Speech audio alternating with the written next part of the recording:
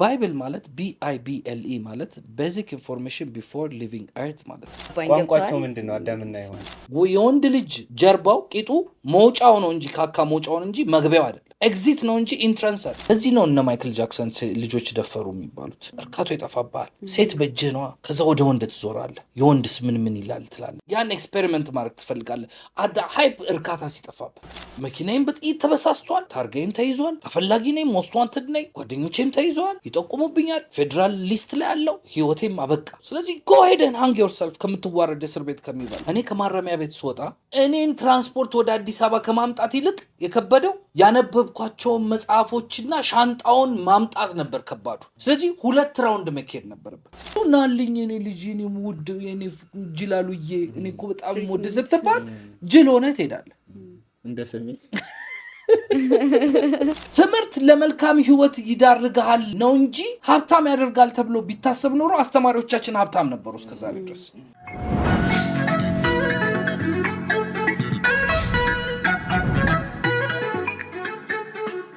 አሁን ደግሞ የሚሰራ ሰው እናበረታታለን። ላሉ ስቴንስል ይባላል። የመኖሪያ ቤቴን የስራ ቦታዬን እጅግ በጣም ደስ በሚል ቀለም ጥራት ባለው Straight from the underworld, coming for the underground. Motherfuckers better watch out for the mailhounds. በጊዜ ነው የሚመጣው፣ በጊዜ ይጨርሳል። ጠባዩ በጣም አመለሸጋ ነው። እባካችሁን ፎሎ አድርጉት።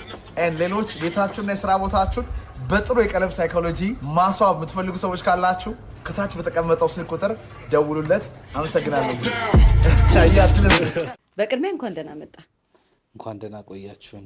ከጥግ እስከ ጥግ አክብረን ስለመጣ እናመሰግናለን። ስለ ፊሜል እና ውመን ሜን እና ውመን ስለሱ ነው እኮ የሚለኝ። ቅድም እያወራን የነበረው ለእኔ ነግረኛል። ፐርሰናሊ ለኦዲየንስ ሪከርድ እያደረገ ግን መሀል እየገባ እየወጣ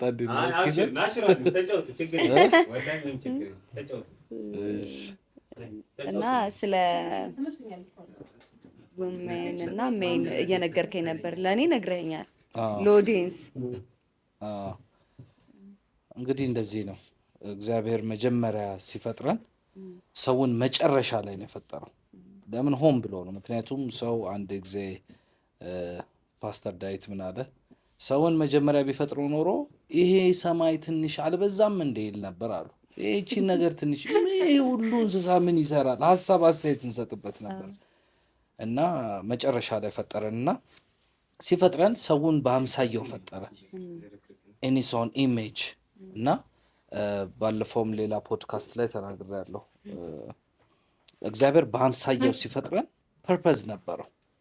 እኛ አሁን ሁል ጊዜ ላይፋችንን የምንመራው ያለ ምክንያት ነው። ዝም ብለን ነው። በቃ ተወለድን፣ አደግን፣ ተማርን፣ አገባን፣ ስራ ያዝን፣ ሞትን፣ ወለድን፣ በቃ ዳስት እና አላማ የለንም አብዛኞቻችን። እና አላማ ከሌለው ሰው ይልቅ አላማ የሌለው ሰው እና የሞተ ሰው የሚለያየው ቆሞ መሄዱ ነው። እና ሴትን ልጅ ሲፈጥራት እግዚአብሔር በሚገርም እይታ ውስጥ ነው የፈጠራት። ማለት ለሱ የሚሆን ኮምፓኒየን አልተገኘለትም ነው የሚለው። ምክንያቱም ከእንስሶች ጋር አየው፣ ከብዙ ነገር ጋር አየው፣ ምድርንም ግዛት አለው፣ ስም አወጣለት፣ ምናምን አረገ። ብዙ ነገር ካረገ በኋላ አየውና ሰው ብቻውን ይሆን ዘንድ መልካም አይደለም አለ። ስለዚህ ኮምፓኒየን ያስፈልገዋል፣ ጓደኛ ያስፈልገዋል አለ እና ጓደኛ ሲፈጥርለት እንደ ሞተ አደረገው። እንደ ሞተ ሰው እንቅልፍን ዘራበት። እንቅልፍ ማለት የሞት ታናሽ ወንድም ነው እና ያንን እንቅልፍ ዘራበትና ከጎኑ አጥንት ወሰደ። ከአጥንቱን ከሰውየው ላይ ነው የወሰደው፣ ከሰው ላይ ነው የወሰደው። ማን ኢዝ ስፒሪት የሚባል ትምህርት አለና ያንን ወሰደና ሰው አድርጎ ሰራትና ወደ እሱ አመጣት። ይኸውልሽ ወንድን አበጀው ነው የሚለው። አበጀው ማለት he was broken፣ የሆነ አፈር ነበረ። ከአፈር ጭቃ አደረገ። ከዛ መልካም እንደሆነ ሲያይ እስትንፋሱን እፍ አለበት። የእሱን ኢሜጅ ፕሪንት አደረገበት ወንዱ ላይ። ሴቷ ላይ ግን ከአጥንቱ ከወሰደ በኋላ ሰራት ነው የሚለው። which is አበጀውና ሰራው በጣም የተለያየ ነገር ነው።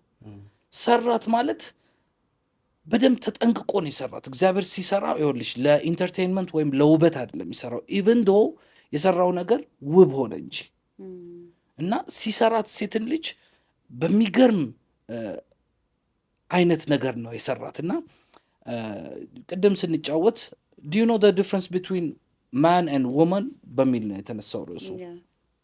ታውቀዋለህ? አላውቀውም። እስቲ እናውራበት።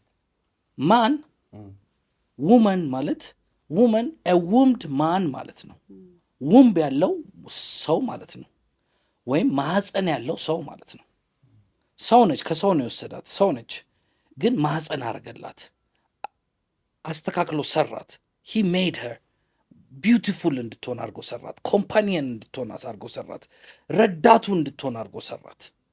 አሁን ብዙዎቻችን የሴቶች እንትን አሁን የፌሚኒስት ሙቭመንት አሁን የሚቸገሩት በዛ ነው።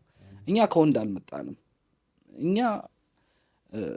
እኛ ራሳችን እግዚአብሔር በአምሳያው አድርጎ የፈጠረን ቢንግ ነን። እኛ ለወንድ ረዳት መሆን አይጠበቅብንም ነው የሚሉት። እና እሺ ይመቻቸው፣ ግን እግዚአብሔር ሲናገር ግን ከወንድ አድርጎ ሰርቷት ረዳቱ እንድትሆን አድርጎ ነው የሰራት። እና ሶርስ ኦፍ ላይፍ የሚመጣው ከወንዱ በኩል ነው። እሷ ኢንኩቤተር ነች፣ ብዜት ቤት ነች። ይኸውልህ ሴትን ልጅ አበባ ስጣት፣ ቆንጆ የፍቅር ትሰጣለች አብስታ።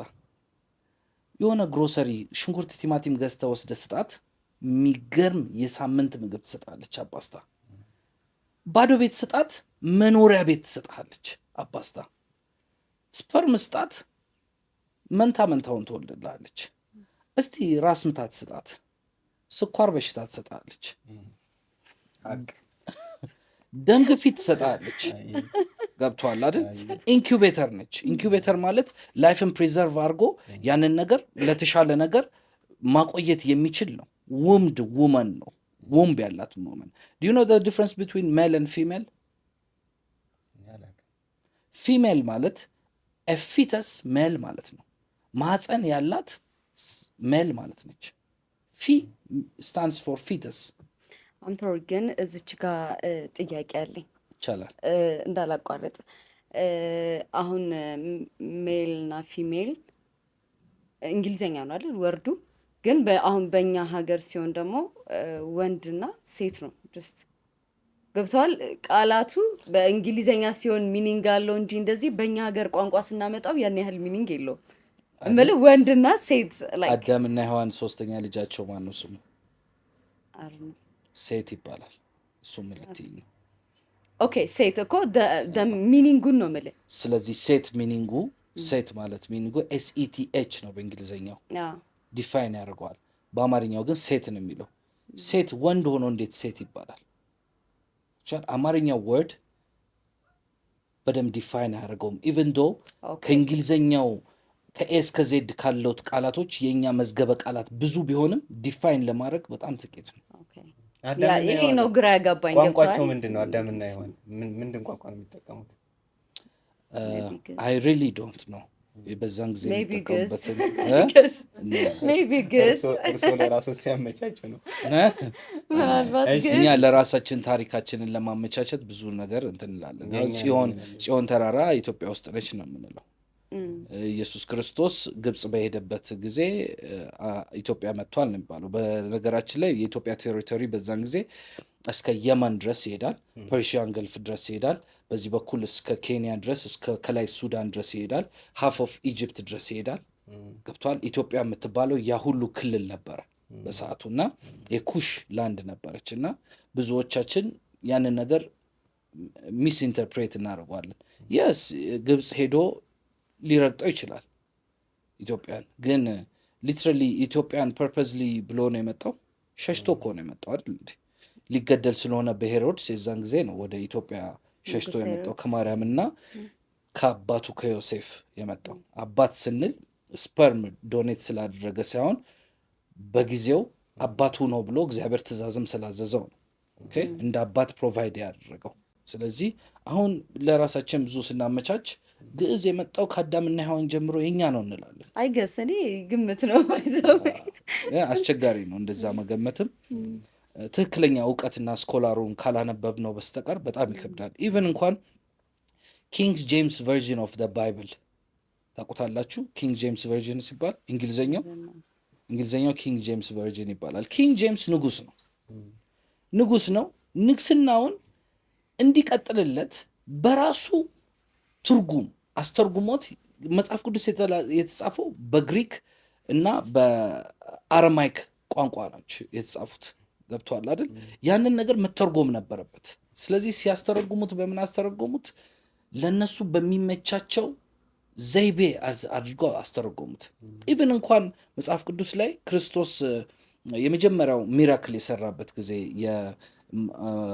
የሰርጉ ጊዜ ዶኪማስ የሰርጉ ጊዜ ምን አደረገ? አንቺ ሴት እኔ ጊዜ ገና ነው ምንድን ነው የምትይኝ ይላል አማርኛው ቨርዥን which is አንቺ ሴት ማለት it's disrespect after all ወልደዋለች it's his mom she's ግን አንቺ አሁን እኛ ጋር ሚኒንጉ የሚሉትን ነው ጀስት ሲያስተምሩ ስጋሽ ከስጌ አጥንትሽ ከአጥንቴ ነው ሚኒንጉ። አሁን እኛ ፐርሰናሊ ላይፋችን ላይ አንቺ ካለ ሰው ዲስሪስፔክት አደረገ ነው። ግን ልጆቼ አንተ አባት ምናምን ቢሉኝ በኩርኩም ነው ጆሯቸው እስኪደማ ያ ግን ሚኒንጉ እንደዛ ነው ይላሉ አስተምሮት ላይ ስጋሽ ከስጋዬ ይባላል። ብዙ ይባላል እኮ ብዙ ይባላል። ግን እንግሊዘኛው ቨርዥን ላይ ስትመጪ ግን ሪስፔክትፉል የሆነ እንግሊሽ ቨርዥን አለው። ግሪክ ትርጉሙን ደግሞ ስታዩ ኢስ ቶታል ዲፍረንት። ገብቶሻል አይደል? ሁሉም ለራሱ ትርጉም ብሎ የተረጎመው ነው። አብዛኛው የራሱን ንግስና ለማስቀጠል ብሎ የሚሄድበት የራሱ የሆነ የትራንስሌሽን ክፍተቶችም አሉት። አሁን ብዙ ኮንስፓይረሲ ቲዎሪዎች አሉ ስለ መጽሐፍ ቅዱስ። አንተ የትኛው ነው የምታምነው? እኔ ለማመን መጀመሪያ ማንበብ አለብን ነው የምለው። መጀመሪያ ሁሉንስ አእምሮህን ክፍት አድርገህ ታነበዋለህ ወይናት ቁርአንን አታነብም? ለምን አታነብም? ለምን አታነብም? ሳይንስ ኦፍ ቲዮሎጂ ትምህርቶች ማለት ነው። ቲዮሎጂ ኮርሶች ሁሉንም ተኮር የሆነ you have to have knowledge። ሁሉም ነገር ከመናገር በፊት ማወቅ መቻል አለብህ። አለበለዚያ ዝም ብለህ በባዶ እውቀት እንደዚህ ነው ማለት it doesn't really make sense። ብዙዎችን ታስታለህ። ቁርአኑን ብታነበው ምን ችግር አለው? ምን ይነካባል? ጀነራሊ ስለ ማርያም ብዙ ተጽፏል። ስለ ክርስቶስ ብዙ ተጽፏል። የመጽሐፉ ባለቤቶች ተብሎ ስለ እስራኤላውያኖች ራሱ ብዙ ተጽፏል። እኛስ እውነት ከመጽሐፍ ቅዱስ ላይ እኛ ጊዜያችንን ወስደን አንድ ዓመት ማለት እኮ 365 ቀን ስንትና ስንት ዊክ ነው? ስንትና ስንት ሰዓት ነው? ስንትና ስንት ሺህ ሚኒትስ ነው? አስበዋል? ግን we don't spend a dime and a minute መጽሐፍ ቅዱስን በማንበብ ኖባዲ እኛ ከምናውቀው እስፔሻሊ the youths እስፔሻሊ ወጣቱ መጽሐፍ ቅዱስ ማለት ምን ማለት መሰለ? ባይብል ማለት BIBLE ማለት ቤዚክ ኢንፎርሜሽን ቢፎር ሊቪንግ ኤርት ማለት ነው። ይሄን ምድር ለቀ እስከምትሄድ ድረስ የሚጠቅመህ ኢንፎርሜሽን ማለት ነው። ብዙዎቻችን እንደ ማኑዋል ቁጠረው። ማኑዋል ነው። ይሄንን ህይወትን ስትኖር ይሄን ነገር አታድርግ፣ ይሄን አድርግ፣ ይሄን ብታድርግ ይሄ ፕሮሚስድ ነው። በዚህ አይነት መንገድ ከሄድክ በቀጭኑ መንገድ ይሄንን ትወርሳለህ፣ ይሄንን ካላደረክ ግን ይሄ ነገር ይደርስባል፣ ይሄ ነው ብሎ ኢንስትራክሽን ተሰጥቷል። we don't read it። አሁን የሆነ እቃ ከውጭ ሀገር ቢመጣልህ ቀጥታ ከፍተኸው እቃውን መጀመሪያ የምታገኘው የባለቤቱን ኢሜጅ ነው እዛ እቃ ላይ የምታገኘው አይደል? ለምሳሌ ካሜራ ቢመጣልህ ካኖን የሚለው ካሜራ ኢሜጁ ነው መጀመሪያ። ዋው ካኖን ነው እንዴ ኒክሰን ነው እንዴ ትላለህ አይደል? ዋው ይሄማ የሚገርም ነው ትላለህ። ኢሜጁን አይተህ ኢሜጁን ስታይ ኳሊቲውን ታያለህ። we are printed in God's image በአምሳያችን ነው የፈጠረን። ገብቶሃል? ዋው ትልና ወደ ውስጥ ስትገባ የመጀመሪያ እቃውን ነው የምታገኘው ወይንስ ማኑዋሉን ኢንስትራክሽኑ ነው የምታገኘው? ማኑዋሉን ምንድን ነው የምታደርገው? ላጥ አድርገህ ትወረውራታለህ። nobody will read the manual። ማኑዋሉ ግን እንዴት ያንን ካኖን ካሜራ ኦፕሬት ማድረግ እንደምትችል ያንን እነሱ በነገሩ ዘይቤ ከተጠቀምከው ላስት ሎንግ እንደሚያደርግ ብዙ ጊዜ እንደሚቆይልህ ያንን ካሜራ ከተጠቀምክ የሚጠቅምህን ጥቅሞች እስከ ጥጉ ድረስ ያሳይሃል። ኦን ዘ ፈርስት ፔጅ። ሰከንድ ፔጅ ደግሞ ጋራንቲውን ያሳይሃል። ይሄንን ካደረክ ይሄ ይሆንላል፣ ይሄንን እንደዚህ ካደረከው እንደዚህ ያህል ሰዓት ሪከርድ ያደርግላል፣ ይሄ ባትሪ እንደዚህ አይነት ላይፍ ሎንግ እድሜ ያለው፣ ይሄን ካደረክ እንደዚህ ያደርግላል ይላል። ከዛ በኋላ ሶስተኛው ፔጅ ላይ ደግሞ ሎውስ አሉ። ለምሳሌ ዱ ኖት ኦፕሬት ኢት አንደር ዋተር ይላል። ለምን ትላለህ? እኛ ግን ለምን ውሃ እስቲ ካውያ ትገዛና ምን ይላል ላይ ዱ ኖት ኦፕሬት ኢት አንደር ዋተር ይላል። ውሃ አካባቢ ይህን ካሜራ ታስቀምጠው ይላል። ይህንን ካውያ ታስቀምጠው ይላል። ካስቀመጥከው ግን ኤሌክትሪክ ይዞ ትሞታለህ አይልህም። ለምሳሌ መኪና ስትገዛ ቤንዚል ከሆነ የሚሞላበት ቤንዚል ሙላበት ይላል። በቃ አለቀ። ውሃ ከከተትክበት አይሰራም አይልህም። እኛ ግን አልኮሆል ሰውነታችን ላይ እንከትና ከዛ ማልፋንክሽን ማድረግ ስንጀምር ለምን ብለን እንጠይቃለን እግዚአብሔርን። ስለዚህ ፋብሪካው ምንድን ነው የሚልህ? ማኑዋሌን ስላላነበብክ ትክክለኛውን አካሄድ ስላልሄድክ አልሰራህም፣ ማፋንክሽን ማድረግ አቁመሃል አለ። ገብቷል? ሱስ ባላያችን ላይ እንጨምራለን፣ የማይሆኑ ኬሚካሎችን እንጠቀማለን። ከዛ በኋላ ማልፋንክሽን ማድረግ እንጀምራለን፣ እንጀዝባለን፣ እንደነቁራለን፣ ማታ ሰክረን ቱቦ ስር እናድራለን። ከዛ ላ ፋንክሽን ማድረግ አንችልም። ሰውነታችን አንጎብር ይዘናል፣ ጠዋት መነሳት አንችልም። ለ3 ቀን ትተኛለህ፣ ብዙ ነገር ያመልጣል ላይፍ። ስለዚህ ፋንክሽን እንድታደርግ ሎስ ተሰጥቷል። ይህንን ብታደርግ ግን እንዲህ ትሆናለህ። እናትና አባትን አክብር እድሜ እንዲረዝም አለ። እስቲ አታክብር፣ እርግማናቸው ያሳጥራል። ስለዚህ ማንዋሉ ይህንን አታድርግ እንጂ ካደረክ እንዲህ ያደርግሃል አይልህም። በዚህ አይነት መንገድ ሰርተህ እቃዬ ከተበላሸ ግን ይላል መጨረሻ ላይ ዋረንቲው። ጋራንቲና ዋረንቲ ልዩነት አለው። ምንድን ነው ልዩነታቸው? ጋራንቲ እቃው ፐርፌክትሊ ፋንክሽን እንደሚያደርግ የሚናገርበት ሴክሽን ነው። እቃው እኛ መልካችንን ወይም ስማችንን ለስማችን ስንል ለሬፒቴሽን ማለት ኔም ሴክ ነው። ኔም ሴክ ማለት ለስሜ ስል አድናችኋለሁ ነው የሚለው። ለስሜ ስል ፈውሳችኋለሁ ነው የሚለው። በስሜ አጋንንትን ማስወጣት ትችላላችሁ፣ በስሜ ብዙ ነገር ማድረግ ትችላላችኋለ። ፎር ማይ ኔም ሴክ ለስሜ ስላለ ያ ካምፓኒ ምንድን ነው የሚለው? ለስሜ ስል ይህንን ነገር ይሆናል፣ በትክክል ይሰራል ይልሃል። ዋረንቲ ግን ከተበላሸ በራሳችን ወጪ በራሳችን ትራንስፖርት ላኩት፣ ከዛ አስተካክለን ወይ ቀይረን በራሳችን ወጪ በራሳችን ትራንስፖርት እንልክላቸዋለን ይላል። ዳስ ደ ዋረንቲ። ምክንያቱም ለስማቸው ሲሉ ነው እንጂ አንተን አያውቁም። ምን ለማለት ፈልጌ ነው? ማንዋልህ መጽሐፍ ቅዱሳችንም ዋረንቲ ያለው። በዚህ አይነት መንገድ ከሄድክ ይሄ ነገር ይገጥመሃል፣ ዋረንቲ ያለው። እኛ ግን የነዳጅ መኪና ላይ አልኮሆል ወይ ምናምን እንጨምርና ጁስ እንጨምርና ከዛ በኋላ ወይ ደግሞ ናፍጣ የነዳጅ መኪና ላይ ናፍጣ ትጨምርና እንዲሰራ ኤክስፔክት አደርጓለሁ። ወይ ቁጭ ብለህ ትጸልያለህ፣ እግዚአብሔር ሆይ ይሄ መኪና የቤንዚን ነው ግን ነዳጁን ናፍጣ ሞልቼበት ይስራልኝ፣ አሜን አሜን ብለህ ተረክስ ታደርጎ አይሰራም። ምክንያቱም ህጉን አልጠበቅም። ስለዚህ ፋብሪካው ጋር ስትሄድ ፋብሪካው አልሰራልህም ይልሃል። ለምን ደግሞ አሰራልኝ ስትለው ኢንስትራክሽኑን ማንዋሉን አላነበብክም። ችግሩ ካንተ ነው። ስለዚህ ተፈጥረሃል፣ ግን ያለ ዓላማ ያለ ህይወት ዝም ብለህ ነው የምትንቀሳቀሱ። በነገራችን ላይ ህይወት ይኸውልህ ስትራግል ባይኖረው ኖሮ ፔን ባይኖረው ኖሮ አይጣፍጥም። ትክክል። በምንም ታምር አይጣፍጥም። አልጫ አልጫ ነው የሚለው። ይኸውልህ ጨው፣ ትንሿ ጨው ጎላ ሙሉ ወጥን እንደምታጣፍጠው ሁሉ መከራ እንደዛች ነች፣ ትንሽ ነች። መከራዋ ግን ስትበዛ ጨው ይላል እና አይጣፍጥም። ላይፍ አይደል? ምግብ ላይ ጨውም ሲበዛ መከራውም ሲበዛ ላይፍ ላይ አይመስጥም፣ ከጎሮሮ አይወርድም። ነገር ግን ያንን መከራ ማለት ይኸውልህ አንተን ሊገድብህ ወይም ደግሞ ሊያሰቃይህ ሳይሆን ሊያስተምርህ ነው የሚመጣው። ዳስ ደ ዲፍረንስ። እኛ አሁን ብዙዎቻችን የማናውቀው ይሄንን መከራ ኢን ላይፍ ህይወትን ሊቀይረው ነው። አብዛኞቻችን መከራውን አዳፕት አድርገነው ነው የምንኖረው። ከድሃ ቤተሰብ ነው የተወለድከው። ቤተሰቦች አዳፕት አድርገው አንተን አስተምረው እንደምንም ተቸግረው አንተን ሰው ለማድረግ አቁመው እዚህ ደርሰሃል።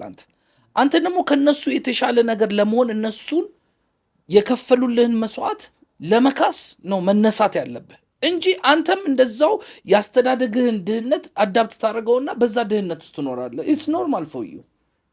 ጫማ ሳቀይር 1 ዓመት መቆየት ኢትስ ኖርማል ፎር ዩ። ግን ቁጭ ብለህ ትመኛለህ። አብዛኞቻችን እንደዛ ነው፣ በምኞት ዓለም ውስጥ ነን ያለነው። ይኸውልህ ችግር ሊያስተምርህ ነው። ችግርን ካልጠላኸው በስተቀር አይፋታህም። አብዛኞቻችን ችግራችን ወደነው ነው የምንኖረው። እኔ በድህነቴ ኖሬ እወደዋለሁ ድህነቴን የሚሉ ሰዎች አጋጥመው አያውቅም። ግን ደግሞ ችግር ጥሩ ነገር ነው። አሁን ምንድን ነው ባለጸጋ የሚባሉ ሰዎች በተለምዶ ነው፣ እውነት ሊሆን ላይሆንም ይችላል አላውቅም፣ ፈጣሪን አይፈሩም ይባላል። ድሃው ግን ወዶ ሳይሆን በግዱም በቃ ወደ ፈጣሪው ይጠጋል የሚባል ነገር አለ። ምን ትላለህ ስለዚህ ነገር? ሁሉንም በአንድ መጨፍለቅ አይቻልም። ሀብታም ሆነ ፈጣሪን አይፈራም። እሺ አንተን ባለጸጋ መንግስተ ሰማይ ከሚገባ ግመል በመርፌ ቀዳዳ ቢገባ ይቀላል የሚለው ምን ለማለት ነው? ይኸውልህ በዛን ጊዜ በዓል አለና በዓላቸውን የኢየሩሳሌም በዓል አለና ግመሎች ጭነው ለንግድ ይመጣሉ ወደ ኢየሩሳሌም እና የዛን ጊዜ የኢየሩሳሌም መግቢያ ግንቡ ጠባብ ነች እና በጣም ብዙ ሰው ነው የሚያልፈው፣ በጣም ብዙ ግመል ነው የሚገባው እና ጭንቀት ነው። እዛ ጋር ሶፎኬሽን ነው ያለው እና ሀብታሞች ናቸው ያንን መርከንዳይዝ ይዘው የሚመጡት አይደል? ከዛ ያንን ነው ምሳሌ የሰጠው ክርስቶስ። ሀብታም ነገሮቹን ጥሎ ከመምጣት ይልቅ ጭንቀት ነው የሚሆንበት። ምክንያቱም እግዚአብሔር ጋር ስትመጣ you have to let it go። አሁን ውሃ ላይ ስትሳፈፍ መጀመሪያ ነገር ዋናተኛ የሚያስተምርህ አይዞ ፍሎት አርግ፣ በቃ ራስን ልቀቀው ይላል። ልቀቀው ራስን ምናምን ይላል። ኧረ ደፋር ነህ እንኳን ሀብታም። እኔም ውሃ ውስጥ ገብቼ ዋናተኛ ሆና ምኜ ራሴን አለቀው። ሀቅ ነው። ምክንያቱም ይሄ የራስህ ኢንቱዊሽን አለ፣ አስተሳሰብህ አለ። ገብቶሃል? ይሄ ውሃ ነው። በአፍንጫ ከገባ እንደምሞት አውቀዋለሁ። ምንድን ነው ልቀቀው የምትለኝ? ስለዚህ ከዋና አስተማሪው ጋር ከአንተ ከተሻለው በዛ ነገር ኤክስፒሪየንስ ልምዱ ካለው ሰው ጋር ጠብ ነው የምትገባው። ገብቶሃል? አይዞ እኔን እመነኝ ልቀቀው ቢልህ ልሰምጥ ነው፣ ትግል ነው። ገብቶሃል? ታስ ዘ ሚኒንግ። ሀብታም ከነበረው ምቾት ላይ ያለህን ነገር ልቀቅና ና እኮ አይደለም። አሁን ለምሳሌ ወደ እግዚአብሔር ስትመጣ ሀብትህን በሙሉ ሸጠና አይደለም እኮ። ታስ ናት ዘ ሚኒንግ ኦፍ ኢት። አሁን ዶንት ጌት ሚ ሮንግ፣ ግን ፈተና ነው እሱ። እስቲ ያለህን ስጥ እኔን የምትፈልግ ከሆነ። ምክንያቱም ይኸውልህ እግዚአብሔር የመጣበትን ያውቃል። ያንተ ሀብት ከተወሰነ ጊዜ በኋላ አያስደስትም። በጣም ትመኛለህ። መኪና ልክ ስገዛው መኪናውን እንደገዛው እንትኑ ይጠፋባል፣ ሴንሱ ይጠፋባል። ሌላ መኪና ትመኛለህ፣ ሌላ ሀብት ትመኛለህ። ያንን ከመጣልህ በኋላ ፋብሪካ ትመኛለህ፣ ብዙ ሰራተኞች መቅጠር ትመኛለህ። አያልቅም ያንተ ነገር። ገባህ አይደል? ክርስቶስ ግን የመጣው ሁሉ ነገር ፉልፊልድ ከሆነው ከሄቨን ነው የመጣው። ስለዚህ ያንተ ሀብት ለሱ እንደ ትንሽዬ እንትን ውስጥ ገንቦ ውስጥ ያለች ጠብታ ነች እና አንተ የኔ ሀብት ብለህ የምትኩራራበት ያ ማንነትን ለሱ ጥንጥ ነች እና እኔ ጋር ከመጣ ይችን ጥለህ እኔ ትልቁን እሰጥሃለሁ ነው ፖይንቱ። ግን አንተ you won't let go እንደዋ ነው you won't let go that's the meaning። ግመል በመርፌ ቀዳዳ ውስጥ ትገባለች። እንደዚህ አይነት ሰዎች አሁን እዚህ ምድር ላይ በአሁን ጊዜስ በእኛ ጊዜ ላይ የሉም እንደዚህ አይነት ሰዎች? ሞልቷል። አሁንማ ብዙ አይነት ሰዎች ነን ያለነው።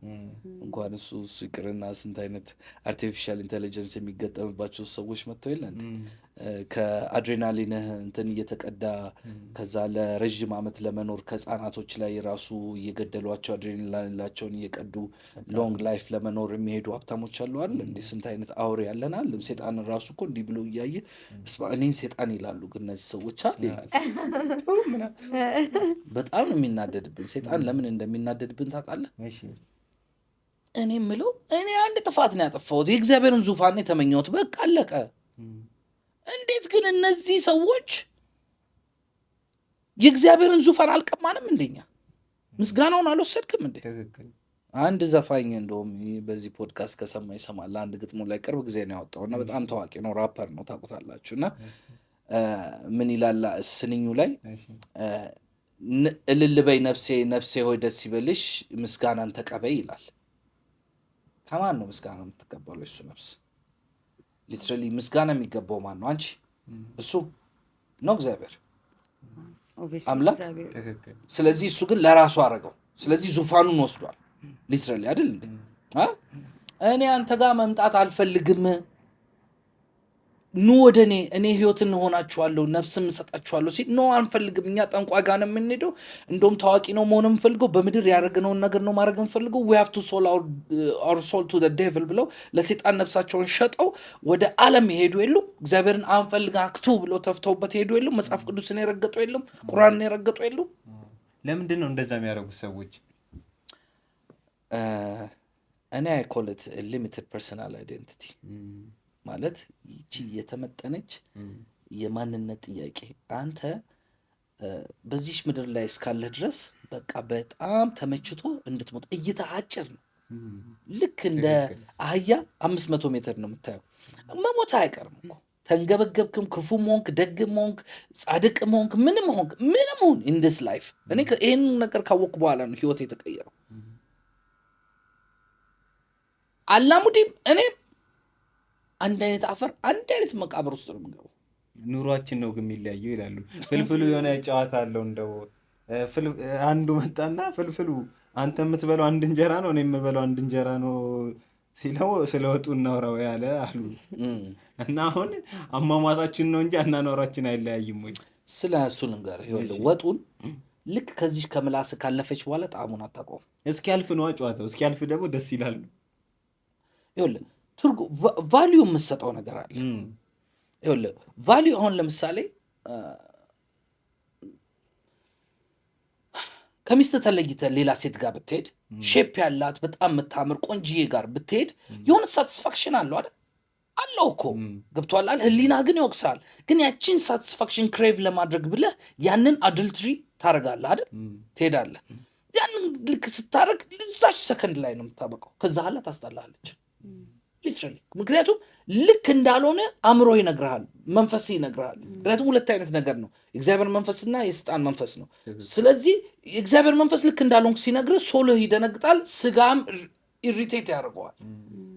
ለዛች ክሬቪንግ ብለህ ለዛች አምሮት ብለህ ትልቁን ቫሊዩን ክብርህን ነው የምትጥለው። ስለዚህ አሁን ችግራችን እዚሽ ምላሳችን ላይ ለምናስቀምጣት ያቺ 3 ክራሽ ለምታደርጋት you sold your soul to the devil።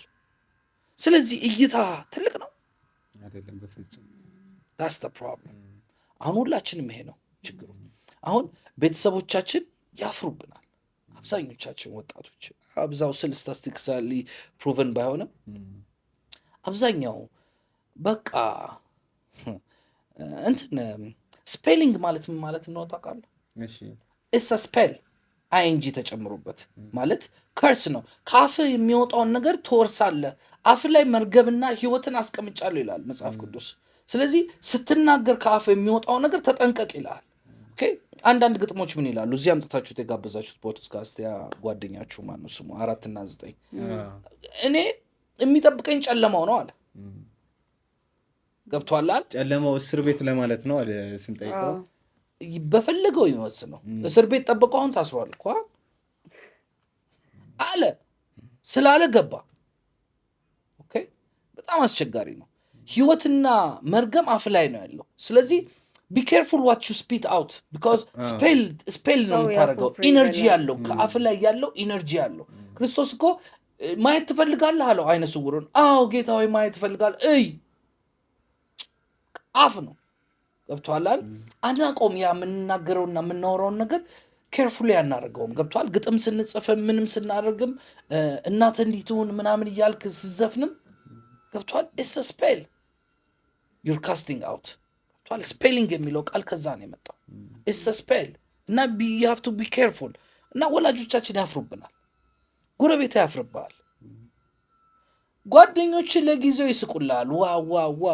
ዋው ምናምን ይለዋል። ለጊዜው ነው ተከታይ። ይኸውልህ በምንም ታምር የሆነ ነገር ልንገርህ፣ ልክ ያቺ ፊሽካ ስትነፋ ማንም ሰው አይፈልግህም። አንተ በቁምህ እስካለህ ነው እንጂ ማለት ነው። ማናችንም እዚህ ፖድካስት ላይ ያለ ነው ጅላሉ ብለን አንመጣም አልጋ ላይ ተኛ ጊዜ። ስለዚህ አንተ በቁምህ ዋይ ስላልክና ይኸውልህ ለምን የሆነ የማይረባ ነገር አትሰራም? ተከታይ አታጣም። እንዳንተ አይነት 1 ሚሊዮን ሰው አለ። አሁን የገባኝ ያን ነው። አንዷ ቂጧን ስታወዛውዝ 1.5 ሚሊዮን 2 ሚሊዮን ሰው ይከተላታል። ለካ ልክ እንደሱ አይነት ሾርት ማይንድድ የሆኑ ሰዎች ሊሚትድ ፐርሰናል ፐርስፔክቲቭ ያላቸው ሰዎች 1 ሚሊዮን አሉ ማለት ነው። እና ይገርመኝ ነበረ። ዋው እንዴት 1 ሚሊዮን ሰው ይከተላታል እንዲህ ስላለች።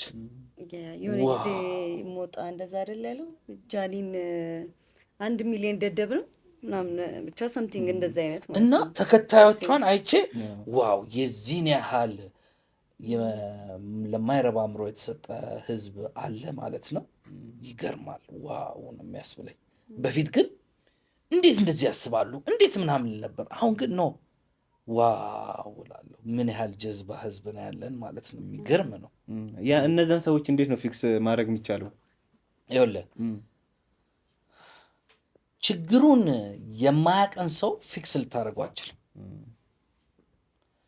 ችግሩን የሚያቀን ሰው ነው እና ከችግሩ ለመማር ዝግጁ የሆነን ሰው ነው ፊክስ ልታደርገው የምችለው።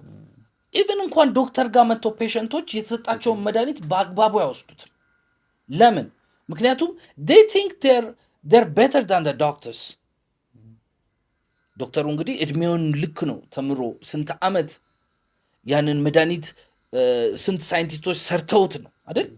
ግን ታማሃል፣ ተቸግረሃል፣ ለመለወጥ ትፈልጋለህ፣ ይሄን ነገር አክመኝ ብለህ ዶክተር ጋር ስትሄድ ግን ዶክተሩ የሚሰጠን ሜዲኬሽን አይ እቺ ነገር ለእኔ ጥሩ አይደለችም አትሆነኝም ምናምን ሳይድ ኢፌክት ሊኖረው ይችላል ሰምሃው፣ ግን ያንን ነገር ኮንትሮል አድርጎ ነው የሰጠህ ትለወጥበታለህ ብሎ። አብዛኞቻችን መለወጥ እንፈልጋለን፣ ግን የሚሰጥህን ነገር በአግባቡ መጠቀምም መዋጥም አትፈልግም። ዳስ ዘ ፕሮብለም። ኢንተረስት ይፈልጋል። አዎ ከልብ የመነጨ የማንነት እንትን ይፈልጋል እና በጣም አስቸጋሪ ነው። አንድ ጊዜ ሚስማር ምን አለች፣ ምርር ብሏት ቀና ብላ አየችውና መዶሻ አንተ መዶሻ አልበዛም እንዲ አለችው። ሁሌ ትቀጠቅጠኛለህ አለችው። ለምን ነው ሁሌ እንደዚህ የምደበደበኝ? አላሳዝንህም አለችው። አቅም ስለሌለኝ ነው እንዲ አለችው። ውይ ሚስማርዬ ይቅርታ፣ እኔ እኮ እንደዛ እኮ አይደለም። አንቺማ አቅም ስላለሽ እኮ ነው። አቅምሽን ለማውጣት ስል ነው እኮ ማለት አንቺ የተሰራሽበት ዓላማ አለሽ። እኛ ዓላማ ትልልቅ ነገሮችን አጣብቆ መያዝ ነው እና ደግሞ ካልተደበደብሽ በስተቀር እዛ ቦታ ጥልቅ ብለሽ እስከ መጨረሻው ፖቴንሻልሽን ልታወጪው ስለማትች ነው ምደበድብሽ። ለዛ ነው ይሄ ሁሌ የምደበድበኝ አለችው። አዎ አለች። እኔ ግን አንድ ጥያቄ አለኝ አለችው። ምን ጠይቂኝ ሲላት አንተ ግን አያምህም እኔ መደብደብ አለችው። እኔ በጣም ነው የሚያመኝ አላት። አንቺም በመደብደቤ እኔ በጣም እታመማለሁ። ነገር ግን አንቺ የተሻለ ቦታ እንድትደርሺና በትክክል ለተሰራሽበት ዓላማ እንድትቆሚ ስል ያንን እያመመኝም ቢሆን አድርገዋለሁኝ አላት ማለት ነው። ከዛ በኋላ ገባት አለች ሚስማር። ከዛ አሁን በደንብ ደብድበኝ አለች። አየህ ላይፍህ እንደዚህ ነው ማለት ዱላ የበዛው ላይፍ ነው። አሁን እኔ በህይወት ያሳለፍኩት በጣም ብዙ ዱላ የበዛበት ላይፍ ነው። እናወራዋለን በኋላ ወደ መጨረሻው እናወራለን ብዬ ነው። አይ ቀጥል። እና በጣም ብዙ ዱላ በዝቶብኛል። ዱላ ብልህ ዱላ እንዳይመስል በዚህ አት ባለቤቴ ራሱ ካወኳት በኋላ አሁን 15 ዓመታችን ነው ከባለቤቴ ጋር እና ኦል ማይ ላይፍ ስትራግል ሳረግ ነው የምታይ። ስትራግል ኦል ማይ ላይፍ እስር ቤት በል ከሰው ጋር በል ከመስተንግዶ ጀምሮ እስከ አስተዳደር መምሪያ ኃላፊ የሬንጅ ሮቨር ካምፓኒ ዋና ቦስ ሆኜ ሰርቻለሁ። የሚገርም መኪና ነበር የምነዳው፣ ግን አይሳካልኝም። ለምንድን ነው? አይ ዶንት ኖ አይገባኝም ነበር። ለካ አሁን ስረዳው ማለት ነው ያ ሁሉ ዱላ፣ ያ ሁሉ አለመሳካት፣ ያ ሁሉ እንባ፣ ያ ሁሉ ችግር፣ ያ ሁሉ ሱስ፣ ያ ሁሉ ድብድብ፣ ያ ሁሉ ጥይት፣ ያ ሁሉ እስራት፣ ያ ሁሉ መከራ ያሳለፍኩት ለካ እዚህ ቦታ ሊያደርሰኝ እየሰራኝ ነበር። በማህፀን ሳለ አወቅኩ፣ መልካም ማድረግ ያበጀው ለመልካም ነገር አበቃለሁ ማለት። ሴት ልጅ ማህፀን ውስጥ ያለው ልጅ እንዴት እንደሚሰራ አናውቀውም። ልክ ሲወለድ ነው ዋይ ቤቢ ሹ ምናምን ብለህ የምትስመው ሲያምር ልጅ ምናምን የምትለው። ያን ፕሮሰስ ግን አታየው። አጥንቱ ሲሰራ አይኑ ምን ፔን ነው። እናት ያማታል፣ ታስታውቃለች፣ ብዙ ፔን አለው። አንደርግራውንድ ነው የምትሰራው። ከዛ በኋላ ነው ሻይን የምታደርገው። ገባ እና ዮሴፍ ንጉሥ ሊሆን እንደተመረጠ ቢያቅ ኖሮ መንገዱን በምን አይነት ፐርስፔክቲቭ ነበር የሚሄደው? ልክ ወንድሞች ጉድጓድ ውስጥ ሲጥሉት የስ አረ እንኳን ጣላችሁኝ ተጀመረ ንግስናዬ ሊጀምር ነው የሚለው። ከዛ አውጥቶ ሲሸጡት ወደ ግብፅ አቦ ይመቻችሁ ወንድሞች አለ። ምን ያስለቅሷል? ንጉሥ ሊሆን ነው አይደል እንዴ? አቦ ይመቻችሁ እንኳን የት ነው የሚወስዱን? ፖቲፋራ ቤት ሲያስገቡት ዋው ፖቲፋራ ልትሸልመኝ ነው ምናምን። ልክ እንትኗን የፖቲፋራ ሚስት ቆንጆ እንደሆነ አይታ አይደለም ቀብ አርጋ እና አብረን እንተኛ ስትለው ዞር በይ ብሎ ጥሏት የሮጠው እኔ ነበር የሚላት። እኔ እኮ ወደፊት ንጉሥ ነው የምሆነው እና አንቺ ከአንቺ ጋር ብተኛ ብዙም እንትና አይመጣውም። ስለዚህ እባክሽን ዴስቲኒን አታበላሽብኝ ምናምን ወይ እንደዛ ነው ብላ ዴስቲኒውን ታበላሽበት ነበር። እንደውም አትከሰውም ነበር። ምክንያቱም ታስሮ ከ17 ዓመቱ እስከ 30 ዓመቱ ድረስ እስር ቤት ነበር። ወደ 13 ዓመት ገደማ አስበው። እስር ቤት ባይገባና የእስረኞቹን ህልም ባይፈታ ኖሮ ንጉሱ ህልም አልሞ የተፈቱት ሰዎች ሄደው ለንጉሱ እዛ የታሰረ ሰው አለ ዮሴፍ የሚባል እሱ ህልማችንን ፈቶ ነው የተፈታ ነው ብለው እሱን አያስጠሩትም ነበር። ቺኳ ስትይዞ ይሄንን ዴስቲኒውን ቢያቅ ኖሮ የፖቲፋራ ሚስት እኔ እኮ ንጉስ ነበር የምሆነው እና ያው ዴስቲኒን ታበላሽብኛለች ብሎ ካልምሊ ሲያወራት ወይ እንደዛ ነው እንዴ ምናምን ብላ ትተወው ነበር። አትከሰውም ነበር። ስለዚህ ዴስቲኒው ይበላሽ ነበረ። ስለዚህ ብዙ ጊዜ ዴስቲኒ ሚስጥር ነው። Yesterday was a history, where tomorrow is a mystery, but today is a gift. ዛሬ ስጦታ ነው፣ ትናንትና ታሪክ ነው፣ ነገ ሚስጥር ነው። ዛሬ ግን ከባድ ስጦታ ነው። ዛሬ መጠቀም መቻል አለበት። that's the point። ግን አብዛኞቻችን በሱስ ዓለም ውስጥ ተደብቀን ዛሬን እንኳን እየተጠቀምንበት አይደለም። አብዛኛው ወጣት እስር ቤት ነው ያለው። አብዛኛው ወጣት ለምን እንደሆነ ምክንያቱ ባይታወቅም በማይመስል ነገር ውስጥ ነው ያለነው። ያወቀን ይመስለናል። አንድ ጊዜ አንድ በጣም የተማረ የኮሌጅ ፕሮፌሰር በባቡር ውስጥ እየሄደ ልብሱ የሚሸት አንድ ገበሬ ካጠገቡ ቁጭ ብሏል ማለት እና ያለ እየተማረረ ምንድነው አንተ የምትሸተው እንደዚህ ምናምን ይለዋል ገበሬውን ማለት ነው። በቃ ይቅርታ ህይወቴ ነው ምናምን ይለዋል። በቃ በእናትህ በቃ እንደውም አለ ከዚህ ቦታ እንድትነሳልኝ ይፈልጋለሁ ምናምን ይለዋል። ያ የተማረ ነው፣ ሀብታም ነው። ከዛ ለምንድን ነው የምነሳው? ቦታ ይኮናል እንደውም የሆነ ጨዋታ ላጫወተ እንደውም አለው ማለት ከምንደበር አለው እና አንድ ጥያቄ ጠይቃለሁ አለው። ካልመለስክ 5 ብር ትከፍለኛለህ አለው። ከመለስክልኝ ደግሞ እኔ 500 እከፍልሃለሁ አለው። ከዛ በኋላ ገበሬው አየውና ይሄ ሰው ያሟል እንዴ አለ። እሺ በቃ ችግር የለውም ጠይቀኛለሁ። እሺ ከመሬትና ከጨረቃ መካከል ያለውን ርቀት ንገረኛለሁ። አንተ ትነግረኛለህ? እንኳን ገበሬው አንቺ ትነግረኛለሽ? ከዛ ገበሬው አየውና ከኪሱ 5 ብሩን አወጣና ሰጠው። አሁን ደግሞ እኔ ተራ ነው ልጠይቅህ አለው። ገበሬው በቃ ጠይቀኛለሁ። ያኛው አዋቂ ነዋ ጠይቀኛለሁ። ከዛ እሺ ወደ ላይ ሲወጣ 3 እግር ያለው ሲወርድ ደግሞ በ4 እግሩ የሚወርድ ነገር ንገረኝ አለው። ከዛ አየውና ተጨነቀ። 500 ብር ሊበላ ነው። በጣም ተጨናነቀ። የሚያደርገው ነገር አጣ። ከዛ ምንድን ነው ምናምን ሲለው 500 ብር አምጣ አለው። አላወቅም አለ። እኔ እንድነግርህ አለ የምፈልገው 500 አወጣና በጣም ከመገረሙ የተነሳ ሰጠው 500 ብሩ። ከዛ እሺ መልሶን ንገረኝ ሲለው ከ500 ብሩ ላይ 5 ብር አወጣና እኔም አላውቀውም አለው እና 490 ብር በላ ማለት ነው። አስበዋል። ያወክ ይመስላል ስለተማርክ፣ ያወክ ይመስላል ስለተጨበጨበልህ፣ ያወክ ይመስላል ታዋቂ ስለሆንክ፣ ያወክ ይመስላል ቆመ ስለሄድክ፣ ያወክ ይመስላል ሀብታም ስለሆንክ። ግን አንዳንድ ጊዜ አለማወቁን የሚያቅሰውን የመሰለ ነገር የለም። ወጣቱ ምናልባት ቅድም እያወራን ነበር። አንዴ እዚሁ አንዘለው። አንተ ሱስ ውስጥ ለምን ገባ? እንዴት ገባህና እንዴት ወጣ? ያንቺን ጥያቄ አንዘለው። እሺ ያጂ አፉበኛ አይደል? ሱስ ውስጥ ለምን ገባ?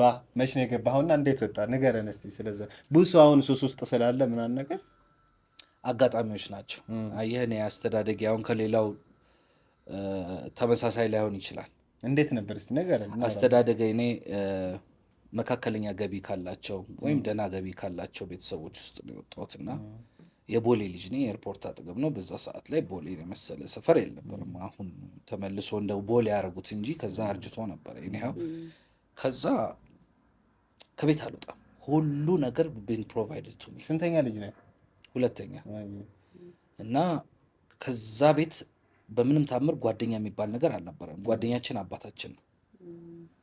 የፈለግነውን ነገር የተሟላልን ናቸው። ብስክሌት፣ ቴብል ቴኒስ፣ ባስኬትቦል ግቢያችን ውስጥ፣ ኪቦርድ፣ የራሳችን ላይብረሪ፣ ኮምፒውተር ምን ማለት እንደሆነ ሳይጀመር ኮምፓክ ፒሲ ታውቃለህ? ራሙ 512 ሜጋባይት ነው። ሃርድ ዲስኩ 3 ጂቢ ነው። በጣም የወደቀ ነው ማለት በዛን ሰዓት ላይ ዋው የሚባል ይሄን ነው የሚያክለው እንትኑ ፕሮሰሰሩ ሲፒዩ ነጩ ማለት ኮምፓክት ነው። ላይብረሪ ያለን እኛ ቤት መጥተው ኮምፒውተር ምን ማለት እንደሆነ መጥተው ይጎበኙ ነበር የአባቶች ጓደኞች። እና ከእንደዚህ አይነት ፋሚሊ ውስጥ ነው የመጣሁት። እና ፋይናሊ ጅማ ዩኒቨርሲቲ ደረሰኝ እና ጅማ ዩኒቨርሲቲ ሲሄድ የማላውቀው ዓለም ላይ ነው የገባሁት። ፈርስት ይር ፍሬሽማን ጎበዝ ነበርኩ፣ ጥሩ ተማርኩኝ። ከዛ በኋላ ግን ሰከንድ ይር ላይ ፍሬሽማን ከገቡ ጀማ ጋር አንድ ልጅን አፈቀርኩኝ። ከዛ በኋላ እሷ ደግሞ ለዚህ አይነት ነገር ኤክስፖዝድ ነበረች እና ለመድኩት፣ አስለመደችኝ። አይገባኝም እርካታው ሙድ ነው። በዚህ አንድ ሲጋራ በዚህ አየር ላይ በቃ ምናምን ደስ ይላል አልኩ። በቃ ያላንተ ፊልም አክተር የለም፣ ያላንተ አክተር የለም። በቃ አታውቀውማ። ከዛ ከእሷ ጋር ጫቱንም መጠጡንም ባየውንም ምኑ ቅጡ በአንድ ጊዜ ማለት ነው። እና በጣም የማይሆን ሲቹዌሽን ውስጥ ገባሁ። የማይሆን ሲቹዌሽን ሪሌሽንሽፑን ላይቀጥል ላይፍ አጋጣሚ ነች። መጥፎ ጓደኛ ካገኘ ሽሽ ነው። ይኸውልህ ዮሴፍ የጶጢፋራ ሚስት ስለ ሸሻት ነው ዴስቲኒውን ያገኘው። አብሮ ቢተኛ ኖሮ ዴስቲኒው ላይ አይደርስም ነበር። ስለዚህ አብረ ሆነ አንዳንድ ሰዎች እንዲላሉ እኔ ምንም አላደርግም አብሬያቸው ስላለሁ ነው። ስማ ሽንት ቤት ውስጥ እስቲ የገማ ሽንት ቤት ውስጥ ለአንድ ሰዓት ቁም። ስትወጣ ምንድን ነው የሚሸጠው? ሃይማኖት ብቻ ሳይሆን ሳይንስም እንደዛ ነው። ሰው ኢንቫይሮንመንቱን ነው የሚመስለው ነው። ኤግዛክትሊ ጓደኛን ነው የምትመስለው። ስለዚህ እኔ ጓደኞቼን መሰልኩ። ከዛ ወደ አዲስ አበባ መጣሁ። ትምህርቴም ፌል አረኩኝ። ከጅማ ዩኒቨርሲቲ ዩኒቲ ዩኒቨርሲቲ ተመዘገብኩ። ዩኒቲ ዩኒቨርሲቲ በኢኮኖሚክስ ጨረስኩ ዲግሪዬን። ግን በመሀል በቃ ብዙ አይነት በዛ ሱስ ውስጥ በቃ ላይፌ ምስቅልቅሉ ነው የወጣው። ማለት ወዴት እንደሚሄድ አላውቅም፣ በቃ ግራ ነው የገባኝ። እና በጣም ብዙ ላይፍ አሳለፍኩ። የዱርዬን ላይፍ ተዋልኩ። እና የሚገርም ነገር እኔ ብዙም አያስታውቅብኝም። ሲድን አንደርግራውንድ ብዙ ሰዎች ሀላል ያወጡታል ሁሉንም ነገር አይደል። እኔ ሰዓቱ ሲደርስ ነው ነገሩን እንደዚህ ሀላል ያወጣሁት እንጂ በሰዓቱ ነውር እንደሆነ ይገባኛል፣ አውቀዋለሁ። ምክንያቱም ነፍሴ አትረካም፣ አያስደስተኝም። አምናት ሀፒ በማደርጋቸው ነገሮች ይጸጽተኛል። ሌሎቹ እህቶቼ ትልልቅ ደረጃ ሲደርሱ እኔ ግን ሁሌ ወደኋላ እንደቀረው ኤቭሪ ታይም። እና ለምንድን ነው እያልኩ ከእግዚአብሔር ጋር አጨቃጨቅ ነበር። ለካ ግን ማለት ነው ያለህበትን ሁኔታ አንደርስታንድ አድርገህ ከዛ ለመውጣት የሚያግዝህ ነገርን መፈለግ ካልጀመርክ በስተቀር እድሜህ መጨረሻ ላይ እያጨስክ ትሞታለህ። እስከ ሞት ጫፏ ድረስ ታረጋታለህ የማይገባህ ከሆነ። that's the problem። እና ፎከስህን ብለሪ ያደርገዋል ጭስ። እኛም የመስለን ቀጥታ ሳምባ ገባ፣ ከዛ ኋላ ሳምባህን ጉም ሞላው፣ ከዛ ኋላ እፍ ስትለው ያለው እርካታ አለው። ያ ይመስለናል። ግን የመርሳት የመጨነቅ ዲፕሬሽን፣ የኤንዛይቲ ችግር ያመጣል። አእምሮን ጉም ይሸፍነዋል። ትረሳለህ ብዙ ነገሮች። ገብቶሃል? ያ ነገር ህይወት ላይ ትልቅ ኢምፓክት ያመጣል። መልክ ላይ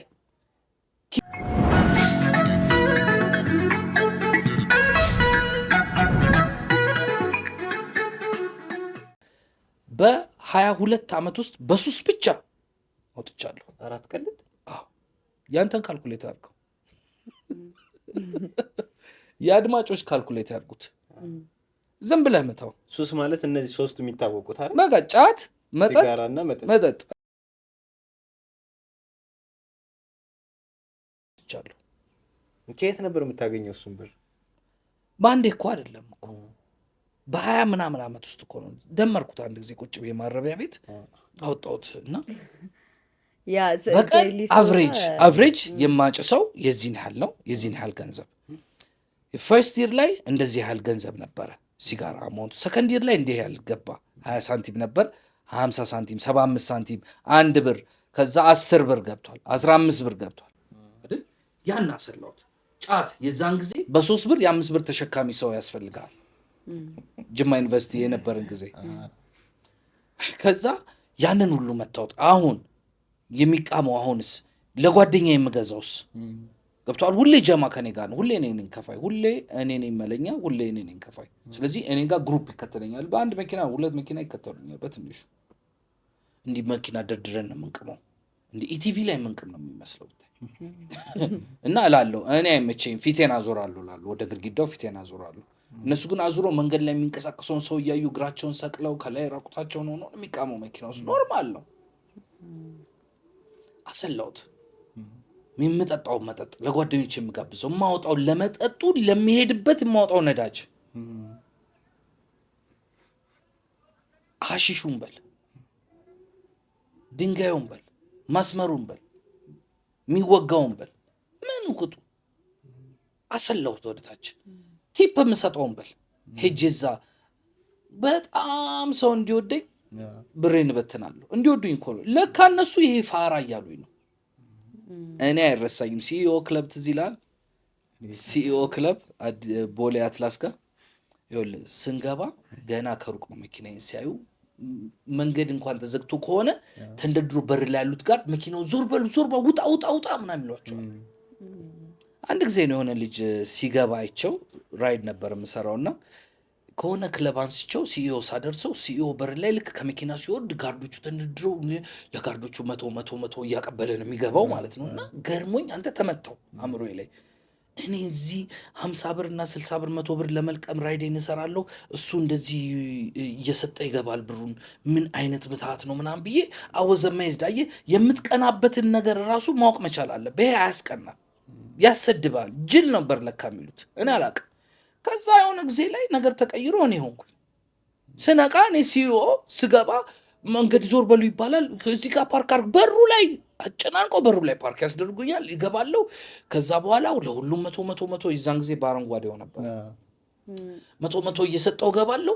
ከዛ ቦታ ይለቀቅ ቁጭ ብለው ውስኪ ያዘው የሚጠጡትን ሰዎች ያስነሱኛል። ተነሱ ምናምን ይባላል። መጥተዋል። እሱ የሱ ጀማ መጣ። እቀመጣለሁ። ከዛ ይወርዳል። ለሴቱ ለምኑ ይበተናል፣ ብሩ ይበተናል። ከዛ ያ ሁሉ ላይፍ ካለፈ በኋላ የሆነ ጊዜ ትዝ ሲለኝ መንገድ ላይ አንዱን ጋርድ አግኝቼው እንዴት ነው ስለው በንቀት ነው ሰላም ያለኝ። ምክንያቱም የዛን ጊዜ ያን ሁሉ ሺህ ብር የወሰደ ጋርድ መንገድ ላይ ሲያገኘኝ እንኳን በቅጡ ሰላም አላለኝ። ይህ ጅል እያሉ ነበር ለካ እዛን ጊዜ። እኔ ግን ያወቅኩ መስሎኛል። አሁንም ይህንን ላይፍ የሚኖሩ ሰዎች አሉ። አሁንም አንድ ባለሀብት አለ አሉ ከቤኬክ ቤት ጋር ያለ የሆነ ክለብ አለ ቦሌ መድኃኒዓለም። በቀን 300 ሺህ ብር ቲፕ ሳይሰጥ አይሄድም። በዛን ጊዜ ብሩ ሳይቀየር በፊት ለነ ቴዲዮ ሁሉ ልደቱ 300 ሺህ ብር እንደዚህ ደርድሮ ኬክ ላዩ ላይ ተቀምጦ ኬክ ያስቆርስለታል ምናምን። እዛ ጋ ሀገር ሴቶች ትልቅ ሰውዬ እኮ ነው፣ ሚስት ልጆች አሉት።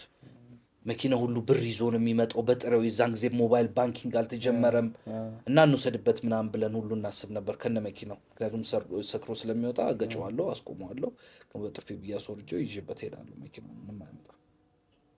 እንደዛ ሁሉ እናስብለት ነው ምንቀምርለት ነበር። አየህ ትልቅ ሰው ሆኖ ማቹር ያላረጉ ሰዎች አሉ። እኔ ትልቅ ሰው ነው ብዬ በጣም ነበር ድሮ በጣም ነበር ማከብረው፣ አሁንም አከብራለሁ። ግን ማረሚያ ቤት የገባው ጊዜ ቲኔጀሮችን ከ19 ዓመት በታች ያሉትን እስረኞችና ከ50 ዓመት በላይ የሆኑትን አዋቂዎች አንድ ክፍል ውስጥ አድርጓቸው ወደ 200 ምናምን ታራሚ ማለት ነው። ምክንያቱም ኮንሰፕቱ ምንድን ነው? ትልልቆቹ ትንንሾቹን ይመክሯቸዋል፣ አደብ ያስገዟቸዋል። አንተ ትንንሾቹ ትልልቆቹን በክሏቸው ይሆን አላውቅም። ትልልቆቹ እንደ ትንንሾቹ እያስቡ እንደሆነ አላውቅም። አንተ ትልቅ ሰው ለካ እንደዚህም አይነት አለ እና እግዚአብሔር ሆይ ይቅር በለኝ አልኩት። እውነት እንደዚህ ማሰቤ ይቅር በለኝ። ምክንያቱም ትልቅ ሰው ስለሆነ ማቹር አደረገ ማለት አይደለም። አስተሳሰቡ የህፃን ልጅ የሆነ አስተሳሰብ ያለው ሰው አለ። ጀነራላይዝ ማድረግ አይቻልም። ህፃን ልጅ ሆኖ እንደ ትልቅ ሰው የሚያስብ ሰው አለ። በጊዜ የበሰለ ሰው አለ። ልጅ ነው ብለህ ልትንቀው ደግሞ የማይገባ ሰው አለ እና አስቸጋሪ ነው በጣም። በምንድን ነው የታሰርከው? እንደ ሆስፒታልና እንደ እስር ቤት ግድግዳ ትክክለኛ ጸሎት የሰማ የለም ይባላል። ግን ችግሩ ከወጣም በኋላ ጸሎቱን እንትን እናደርገዋለን። ምዘና እሱማ ታሞ የተነሳ ፈጣሪውን ረሳ ይባላል እኮ። ዳስ ዘ ፕሮብለም። እሱ ነው ችግሩ። በምንድን ነበር የገባህ? እስኪ አጫውተኝ ስለ እስር ቤቱ ምናምን ነው። ምን እኔ ወንጀል እኮ ምን ብዙ ነው ማለት። ምን ያህል ጊዜ ገባህ እስር ቤት? ምን በምን ያህል ጊዜዎች ተመላላሽ ሆንክ ነው ትክክለኛው ጥያቄ። ተመላላሽ ምን ያልተከሰስኩበት ምክንያት ጠይቂ። ሰው መግደል ሙከራም ተከስሻለሁ፣ ትልቁ በዘርፊያም ተከስሻለሁ፣ በድብደባም ተከስሻለሁ፣ ጥርስ በማውለቅ ተከስሻለሁ፣ በትልቅ ወንጀል ተከስሻለሁ፣ በማይነርም ደግሞ ዶሜስቲክ ቫይለንስ ተከስሻለሁ። ያልተከሰስኩበታል። ይሄ ሁሉ ነገር አንተ ሰዎች ላይ የምታደርገው ሱሱ ነው የሚያስደረገ ነው? ጥያቄ ነበር ውስጤ። አሁን መጨረሻ ላይ እኔም እንዳንተ ቁጭ ብዬ አሁን ሳስበው ምንድን ነው ግን የሚያንቀሸቅሸኝ ነበረው ነበር። የሚነዳኝ ነገር ነበር። ሹፌር ነበረኝ ላይ የማይታይ ሹፌር አለኝ የተመደበልኝ። ገብቶሃል አይደል? ድራይቭ የሚያደርግህ ገብቶሃል አይደል? ብላይንድሊ እንድትጓዝ የሚያደርግህ ሹፌር አለ። አሁን አብዛኞቻችን በድን የምንቀሳቀስ ሰዎች አለ። ያወቅን ይመስለናል፣ ራሳችን ያረግን ይመስለናል። ግን ያ ነገር ልክ ሲገፍፍልህ ሮንግ ዱዊንግ ላይ እንዳለ ይገባሃል። ገብቶሃል አይደል? በዛን ጊዜ ምን ሆኜ ነው ስል እውነት ለመናገር ድራይቭ የሚያደርገኝ ነገር ይኸውልህ፣ እኔ እህቶቼ በጣም መልካሞች ናቸው። ወይ ስማ ይሞቱልኛል። እናቴ በጣም መልካም ነች፣ ብዙ አልቀሳልኛለች፣ ብዙ ተሰቃይታለች። ግን ያ ነገር ከላይ ላይ ጥላ እስካልተገፈፈ ድረስ አይሆንም ነበር። እግዚአብሔርም እኮ ይላል መጽሐፍ ቅዱስ ላይ እግዚአብሔርን ላለመታዘዝ በወደዱ ቁጥር ለማይረባ አእምሮ አሳልፎ ሰጣቸው ይላል። እኔ ስለማልታዘዘው አእምሮ የማይረባ ነበር ማለት ነው፣ አሳልፎ ሰጥቶኝ ነው። ገብቶሃል አይደል? ግን በዛ ውስጥ እየሰራኝ ነበር። በዛ ውስጥ ሆኜ ማለት ነው። ሚስቴ በጣም ነበር የምትገረምብኝ። አንተ ልጅ ይህን ሁሉ ፋውል ከሰራ በኋላ እንደዛ ተጎድተህ፣ እንደዛ ሰክረህ፣ እንደዛ መኪና ተጋጅቶብህ፣ እንደዛ ሰው ገጭተህ፣ ፋውል ሰርተህ መተህ እንደ ጀብድ አላወራውም፣ አለቅሳለሁ። ሪግሬት ታደርጋለህ። በጣም ነው ሪግሬት ማለት። እግዚአብሔር ሆይ እስከ መቼ ነው ይሄ ነገር የሚቀጥለው ከኔ ጋር? እስከ መቼ ነው የማታየኝ? እስከ መቼ ነው የማይረባ ሰው የምታደርገኝ? ለምንድን ነው እንደዚህ የምታደርገኝ? አንድ ጊዜ በጣም ርር ብዬ ሳለቅስ ምን ቢለኝ ጥሩ ነው? መንፈሴ ነው ለራሴ የሚያወራኝ። ማስታወቂያ እየሰራሁበት ነው አለኝ። ምን አልኩኝ? ማስታወቂያ የምን ማስታወቂያ ነው? so that everybody can recognize you። አሁን እኔ አንድ ነገር ስናገር ቲክቶክ ላይ ትክክለኛ ላይፍ እንደተናገርኩ እንዳሏሻው ብዙ ምስክር አለ። ላይፌን የሚያውቁ ሰዎች አሉ። ገብቶሃል? እና ማስታወቂያ እየሰራሁበት ነው ይለኛል። እና በጣም ነበር የሚገርመኝ። ህይወት ከባድ ነች። እንኳን ተንዘላዝለህባት እንደዚሁም በትክክል ነድተው life is like a highway driving a car. Be careful to drive your car because you can crash it. Nobody will tell you when they switch lanes. Without signaling you, they will switch lanes on you. ሳይነግሩን አቅጣጫ ይቀይሩብሃል ሰዎች። ህይወት አቅጣጫዋን ትቀይርብሃለች። ህይወት መኪና ነች። ሃይዌይ ላይ እንደምትጋልባት ተረጋግተህ ጋልባት፣ አስተውለህ ጋልባት። አለበዚያ ትገለብጣታለህ፣ ታጋጫታለህ። ቶታል ሎስ ልታረጋት ትችላለህ ህይወትን። ሁሉ ነገር እጅህ ላይ ነው ያለው። You can either live an excellence life or you can live experimenting everything. አንድ ቀን ግን ያ ኤክስፔሪመንት ይገላል። እና እኔ በቃ ዞር ብዬ ወደኋላ ሳስበው የኖርኩት ላይፍ ሊትራሊ እግዚአብሔር እየጠበቀኝ ነው እንጂ በህይወት እኖራለሁ ብዬ ስወጣ ሁሉ አላስብም ነበር። ኤቭሪ ዴይ ዋዝ ዘ ላስት ዴይ። በቃ ዛሬማ ሞቼ እንደምመለስ ውስጤ ይነግረኛል ትሞታለህ የሚል እና አይ ኮሚትድ ሱሳይድ አ ሎት ኦፍ ታይምስ። ራሴን ለማጥፋት ብዙ ሞክሬያለሁ። ምክንያቱም እንዴት እንደሚያስመር ያ ላይፍ በቃ እንዴት እንደሚያጸጽት ብዙ ሰዎች ይደውሉልኛል እና ዴቭ በቃ እኔ ራሴን አጥፋ ይለኛል እና ምን ባደርግ ይሻለኛል ዴቭ ይሉኛል። ለምን ታጥፋለህ? ለማ ብለህ ምክንያቱም ላይፍ ኢዝ ሲዝን አለው። ሁሌ ክረምት አይሆንም። በጋ አለ፣ በልግ አለ፣ መኸር አለ። ብዙ አይነት ሲዝን ነው ያለው። ጊዜ ጌታ ነው አይደል? ጊዜ ጌታ ነው። ህይወት ላይ በጣም ውዱ ነገር ገንዘብ አይደለም፣ ጊዜ ነው። ጊዜ ቢኖራቸው ኖሮ በኮሮና ጊዜ የሞቱት ሰዎች ጊዜ ቢኖራቸው ነበር አንቲዶቱ ክትባቱ ይመጣ ነበር፣ ታከሙበት ነበር። ጊዜ በጣም አሜዚንግ የሆነ ነገር you can heal through time። ጊዜ ጠባሳን ያሽላል ይባላል። ስለዚህ ለምን ራስን ታጠፋለህ? እና I tried አልተሳካልኝም። በቃ ማስበው በቃ አንድ ቀን ቀጥቼ ከገደል ላይ መኪናዬን ማዘለል አንድ ጊዜ በቃ ራስ ጸጥ ብል ቤተሰቦቼ ማልቀሰው ይገላገላሉ። ለዛ ደግሞ በጣም የሚነዳኝ ደግሞ ሴጣን ያ ሹፌር የምልህ ሴጣን በጣም የሚነዳኝ ታነቅ ይለኛል። hang yourself you are useless ይለኛል። አንድ ሴትዮ ምን አለች መሰለህ? የማትረባ አትበሉኝ፣ የማትረባ እንኳን ብሆን የማትረባ ሰው ነች ብላችሁ ምሳሌ ትሰጡብኛላችሁ። ስለዚህ የማረባ አይደለሁም መረባለሁ። የማትረባ ብላችሁ ለምሳሌም ቢያንስ በቃለሁ። ስለዚህ ሴጣን አትረባም። በቃ እኮ አለቃ በቃ። እኔ ብዙ ጊዜ ኢን ላይፍ ዴድ ኤንድ ላይ ደርሻለሁ። ዴድ ኤንድ በቃ ከዚህ በኋላ ምንድን ነው የሚሆነው? ከዚህ በኋላ በቃ ታርጋይም ተይዟል፣ ጓደኞቼም ተይዘዋል፣ ይጠቁሙብኛል፣ በቃ ታሰራለሁ፣ ህይወቴም አበቃ። ምክንያቱም መኪናዬም በጥይት ተበሳስቷል፣ ተፈላጊ ነኝ፣ ሞስት ዋንትድ ነኝ፣ ፌዴራል ሊስት ላይ አለው። ስለዚህ በቃ ህይወቴ አበቃ፣ ከዚህ በኋላ ምን እሰራለሁ? ስለዚህ ጎ ሄድ ኤንድ ሃንግ ዮርሰልፍ ከምትዋረድ እስር ቤት ከሚበላ ይለኝ ነበር። እዛ ገመድ አዘጋጃለሁ፣ ወፍራም ገመድ የሚታየኝ። ከዛ ሃንግ የማደርግበትን ቦታ ይስልልኛል አእምሮዬ ላይ። እዛ ቦታ ሄጄ ሃንግ ባረግ ይሻለኛል። አንደር ብሪጅ። እኔን ደግሞ በጣም የሚነዳኝ ድልድይ ስር ሄደ ታነቅና ሙት፣ ድልድይ ስር ማንም ሰው ቶሎ አያገኘውም ሬሳህን፣ ድልድይ ስር ይለኛል። እና እንደዚህ አይነት ዳርክ የሆነ ላይፍ ውስጥ ነበርኩኝ። ከዚህ በላይ ምን ዳርክ ነገር አለ? ራስን ከመጥላት በላይ ምን ጨለማ ህይወት አለ? ይህን ህይወት እኮ እኔ ቦርኮ ወይም ሌባ ወይም ዱርዬ ምናምን ስለሆንኩ አይደለም። ሀብታሞቹ እኮ እንደዚህ ናቸው። ሀብታም ራሱን ያጠፋ የለ እንዴ? ለምንድን ነው ሀብታሞች ራሳቸው የሚያጠፉት? ሁሉ ነገር ተሟልቶላቸዋል ይላሉ ሰዎች። ምን ጎሎባቸው ነው ራሳቸው የሚያጠፉ ይላሉ? እይታ ነው፣ የእይታ ጉዳይ ነው። አንድ ጊዜ አባት ልጁን ቫኬሽን ወሰደው፣ ድሃ ሰፈር ወሰደው እና ለ3 ቀን በቃ ድሃ ሰፈር ና እስቲ ላዝናና ብሎ ሲወስደው ሻይ ወንዝ ውስጥ ይዋኛሉ፣ ሻይ ቴሌቪዥን የላቸውም፣ ሻይ የሀገር ውሻ ነው ያለው። ልጁ እኮ ነው። ሻይ ገበሬዎች ናቸው።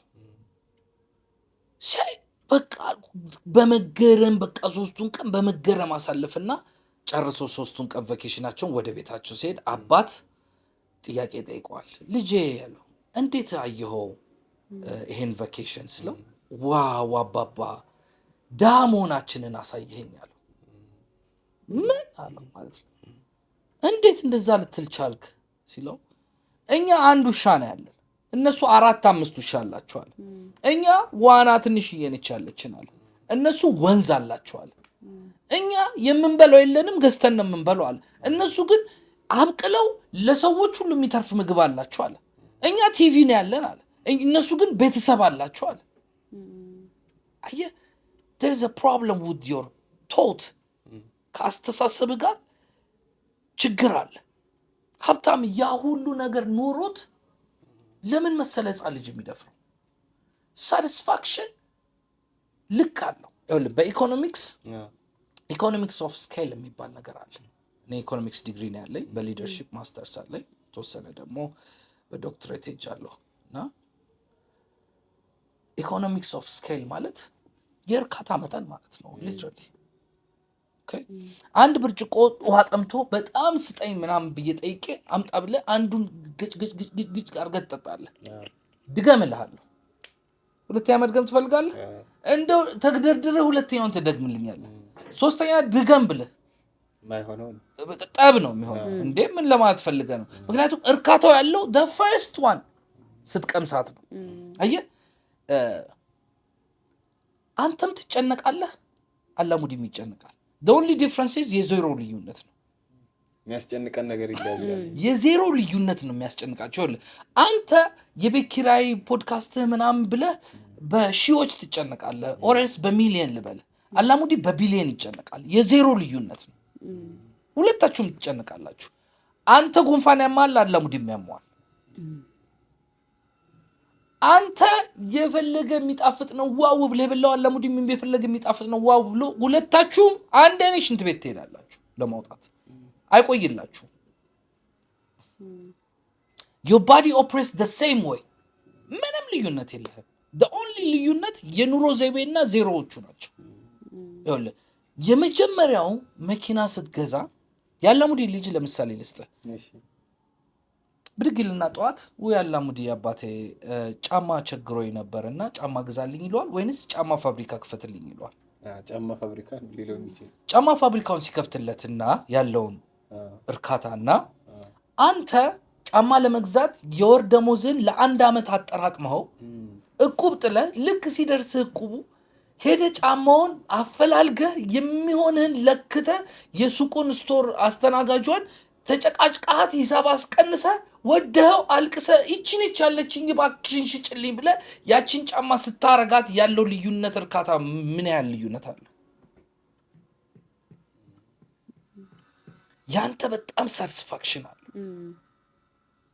እሱ ዛሬ ናይክ ኤር ካረገ ነገ ጆርዳን ያደርጋል። አንተ ግን አታረግም። አንድ ቀን ጆርዳን ያረክ ጊዜ በቃ መንገዱን ታደመዋለህ አይደል እንዴ? 10 ጊዜ ነው ሊስትሮ ጋር የምትሄደው አይደል? ያ ነው ላይፍ እርካታ ማለት ገብቷል። የመጀመሪያው ግሊምስ ያስደስታል። ከዛ አኩሙሌት እያደረገ በመጣ ቁጥር ልክ እንደ ውሃው እርካታው እየቀነሰ ነው የሚመጣው። ምክንያቱም ይላል መጽሐፍ ቅዱስ I am the prince of peace ይላል። የሰላም ንጉስ እኔ ነኝ ይላል። ሰላም ማለት እኔ ነኝ ይላል። እኔም በአንተ ውስጥ ነኝ ያለሁት ይላል። ሁሉ ነገር ከውጪ ወደ ውስጥ ነው። ሎክ መኪና ስትገዛ ከውጪ ወደ አንተ ነው። ቤት ስትገዛ ከውጪ ወደ አንተ ነው። ሚስት ስትይዝ ከውጪ ወደ አንተ ነው። ልጅ ስትወልድ ከሚስት ወደ አንተ ነው ከተወለደው አይደል? ሁሉ ነገር ከዛ ወደዚህ ነው። ሰላምና እርካታስ ከውስጥህ ወደ ውጪ ነው።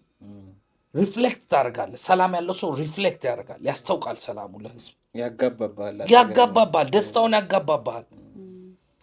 ገንዘብ ደስታን አይገዛም ይባላል። አልከራየውም ወይ እሷን ዛሬ ነው የሰማሁት። አልከራየውም ትሬንድ ነው እኮ አልከራየውም ወይ ብላል። ይኸውልህ ለጊዜው ይገዛላል ፎር ታይም ቢንግ። ዛሬ ዱባይ መሄድ ካማረህ ትሄዳለህ ገንዘብ ካለ። ነገ ግን ዱባይ መሄድ አያምርህ። ከነገ ወዲያ ደግሞ ወይ ሮም ነው መሄድ የምትፈልገው። ከዛ በኋላ ስካንዳኔቪያን ሀገራቾች ነው ማያምር። ከዛ ኋላ ደግሞ ጃፓን ነው ማያምር። ከዛ ኋላ ደግሞ ሱሺ ያምራል። ከዛ ደግሞ እንትን ያምራል። አያልቅም ፍላጎት። ግን ያን ነገር ባደረግከው ቁጥር እርካታው እየቀነሰ ነው የሚመጣው። አንድ ሆቴል ከዚህ ዱባይ እየወሰድኩ በየወሩ ባመላለስ ለአንድ ዓመት 12 ጊዜ ባመላለስ የመጀመሪያው ጊዜ ሄድኩበት ኤክሳይትመንት እና 12ኛ ጊዜ ይሰለቻል። ደግሞ ሌላ ማርግልኛ ነው የምትለው። ስለዚህ ያ ደስታ ይጠፋብሃል። ለዚህ ነው እነ ማይክል ጃክሰን ልጆች ደፈሩ የሚባሉት። እርካታው ይጠፋብሃል። ሴት በእጅህ ነዋ። ከዛ ወደ ወንድ ትዞራለህ። የወንድስ ምን ይላል ትላለህ። ኤክስፔሪመንት ማድረግ ትጀምራለህ። አየህ ማኑዋልህን በአግባቡ መጠቀም የምትችለውን ነገር ሳትጠቀመው ስትቀር ማኑዋል መጽሐፍ ቅዱሱን ይሄንን አታርግ ያለህን ወንድ ብቻውን ይሆን ዘንድ ጥሩ አይደለም መልካም አይደለም ብሎ ወንድ ያላት ውመን ሲሰጥህ ከእሷ ጋር ሪሌሽንሽፕ እንድትፈጥር ኮኤግዚስት እንድታደርግ እንድትብዛና ተባዛ ነው እንጂ ያለ ያንን ነገር ስለማታነበው ኤክስፔሪመንት ማድረግ ትጀምራለህ። ኤክስፔሪመንት ስታደርግ በመውጫ መግባት ትፈልጋለህ። ምን ማለት ነው? የወንድ ልጅ ጀርባው ቂጡ መውጫው ነው እንጂ ካካ መውጫው ነው እንጂ መግቢያው አይደለም። ኤግዚት ነው እንጂ ኢንትራንስ አይደለም። ያን ኤክስፔሪመንት ማድረግ ትፈልጋለህ። አዳ ሃይፕ እርካታ ሲጠፋብህ ግራ ይገባሃል። ለማይረባ አእምሮ ትሰጣለህ። that's the problem።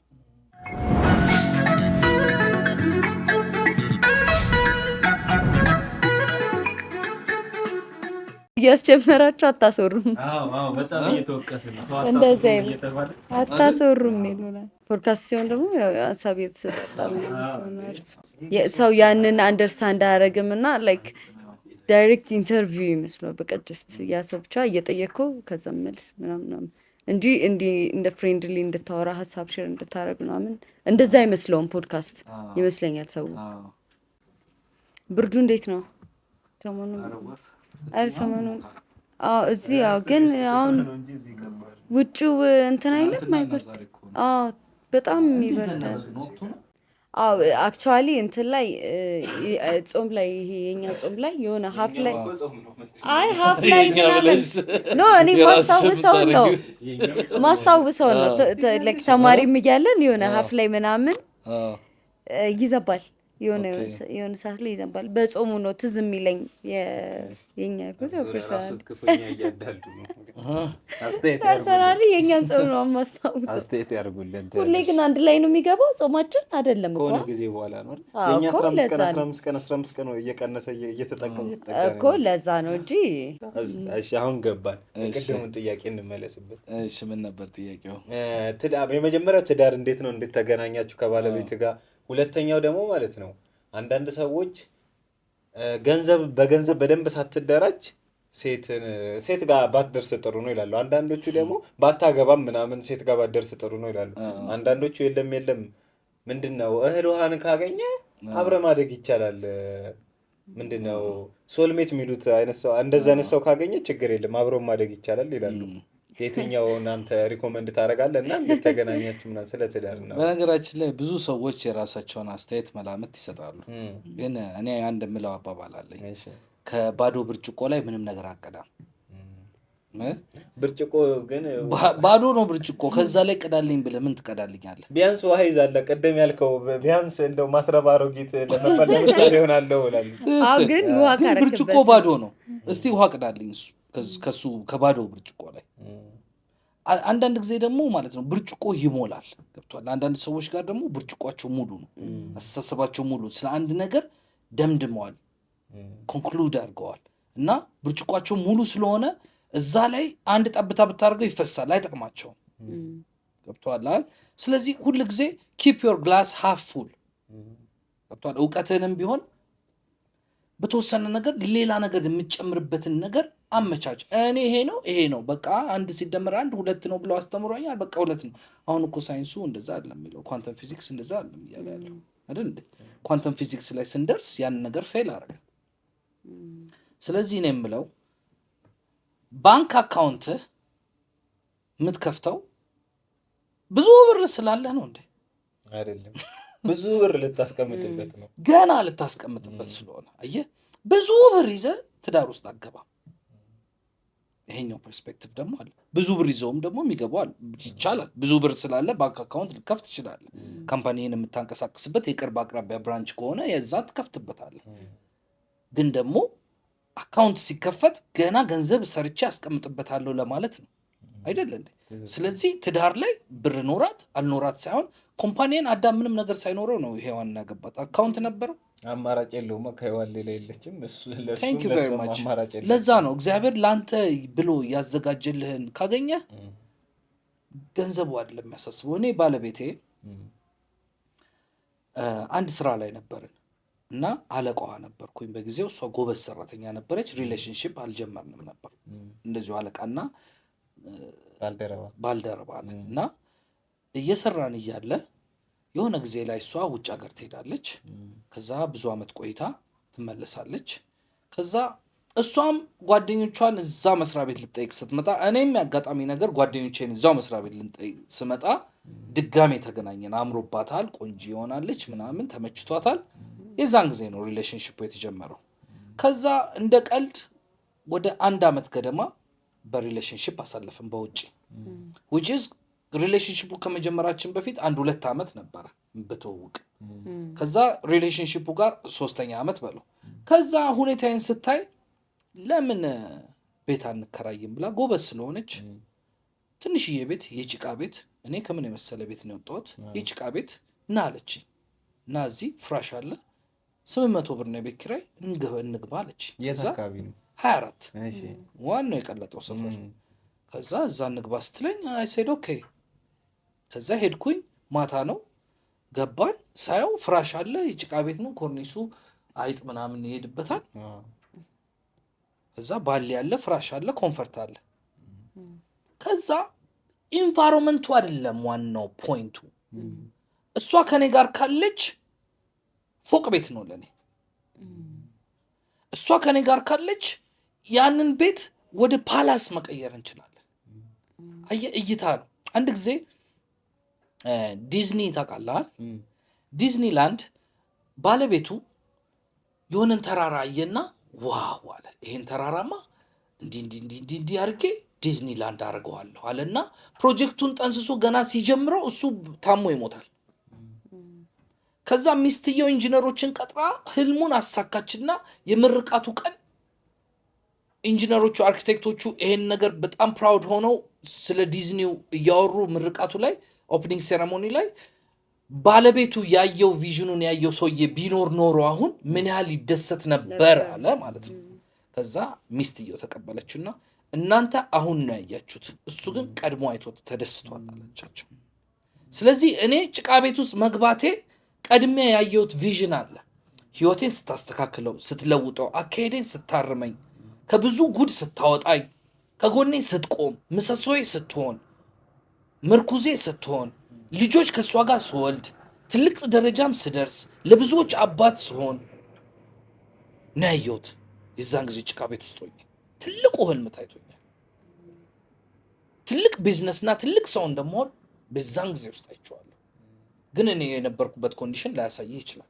ስለዚህ ቪዥን ካለህ ብር አያስፈልግህም። በጣም ብዙ ጊዜ የምናገረው ነገር አለ። በህይወት ዘመንህ ገንዘብ ኖሮ የምትሰራው ነገር ከምታጣ ህልም ኖሮ ገንዘብ አይኖር።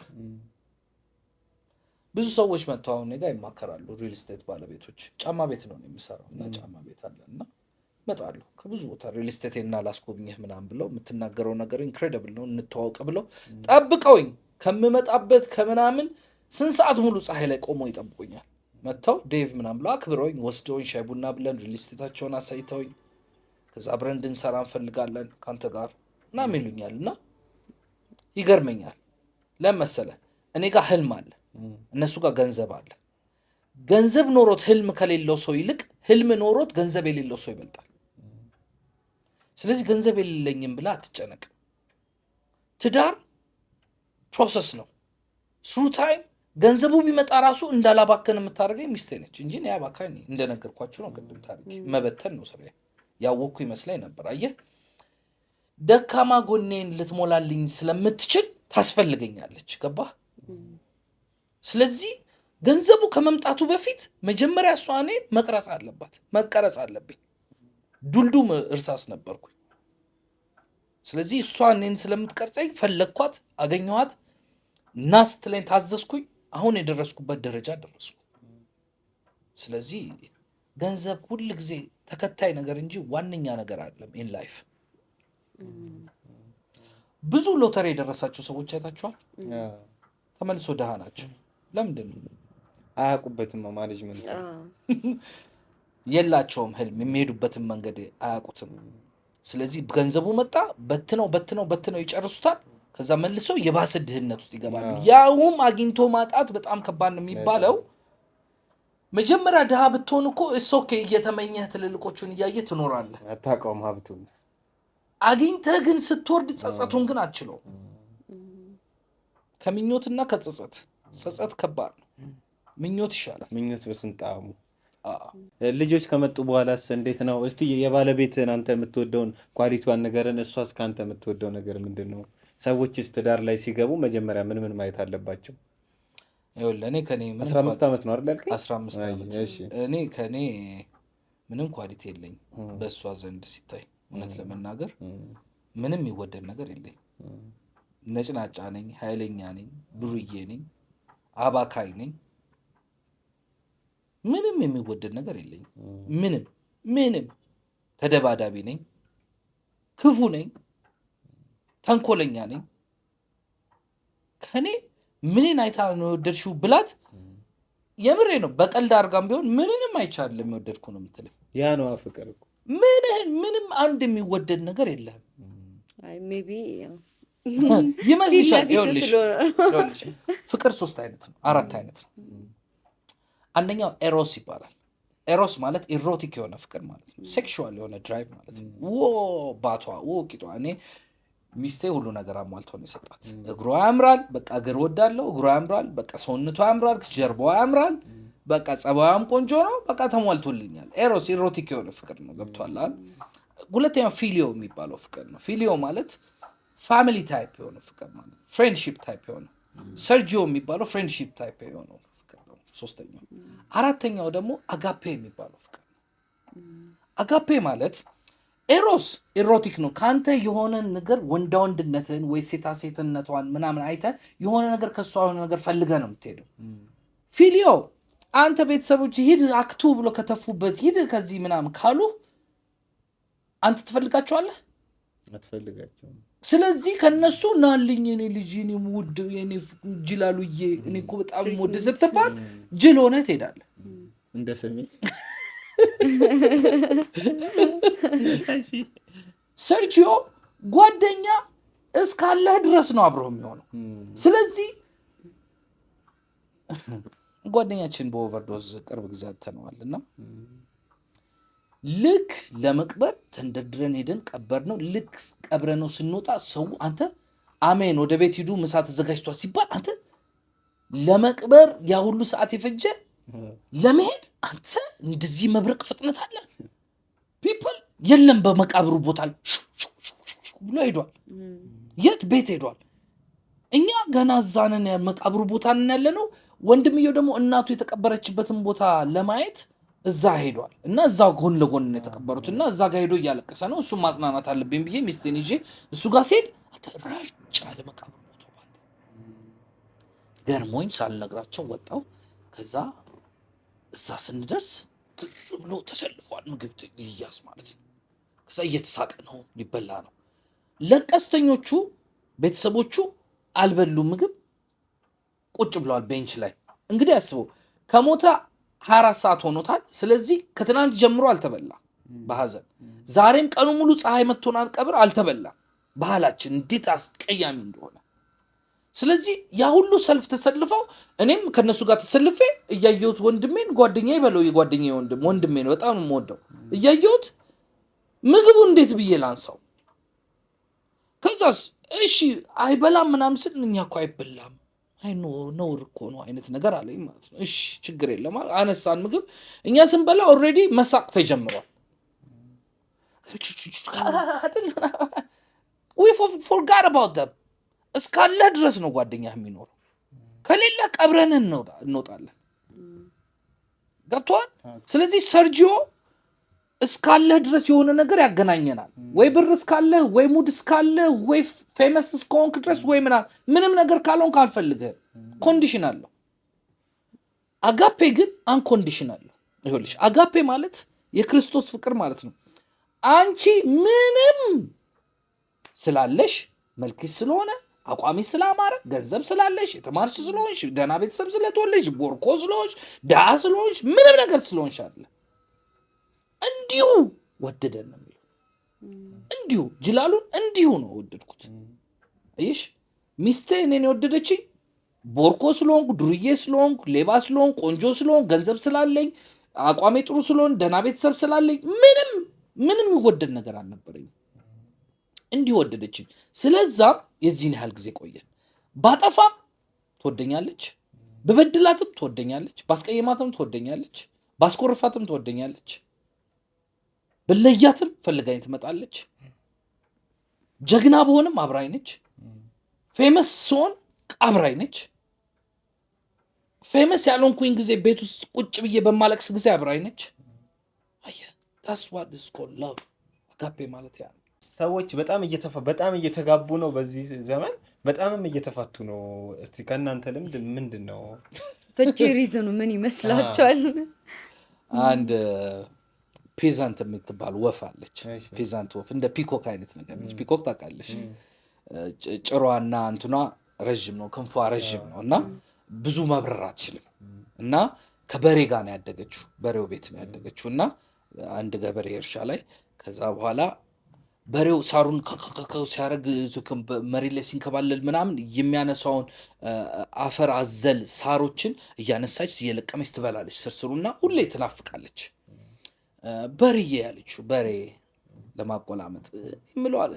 በጣም በቃ አንተ የሰጠኸኝ ምግብ ነው የምበላው፣ በዛ ላይ እዚህ መሬት ላይ ነው የምኖረው፣ በዛ ላይ ወፍ ነኝ፣ ወፎቹ ሲበሩ ሳይ ቀናለው፣ እዛ ዛፍ ላይ ወጥቼ ያንን ፍሬ ብበላ ደስ ይለኛል፣ በቃ በጣም በቃ ናፍቃለሁ አለችው ማለት ነው።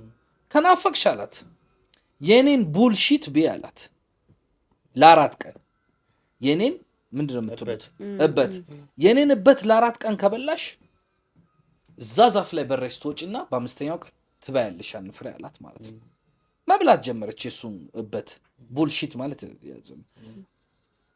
ከዛ በላችና በ5ኛው ቀን አሁን ሞክሪ ሲላት ፑር ብላ ወጣ ዛፉ ላይ ቁጭ አለች። ከዛ ወደታች ስታይ የሚገርም ቪው ነው። በሬውን ራሱ ወደታች አይች በሬ አመሰግናለሁ ይሄንን የመሰለ ምግብ ሰጠኸኝ ምናምን ከማለቷ ሳትበለው ገና ገበሬው ቁጭ ብሎ ሲያት አሃ በረሽ ልጠፊ ነው እንደውም ሳልበላሽ አትሄጂም ብሎ አርጎ ደፋት ማለት ነው። a bullshit will get you on the top but will never let you stay there የበሬ ካካ እዛ ላይ ሊያደርስ ይችላል። የማይመስል ነገር እዛ ላይ ሊያደርስ ይችላል። ነገር ግን እዛ ላይ በምንም ታምር አያቆይህም።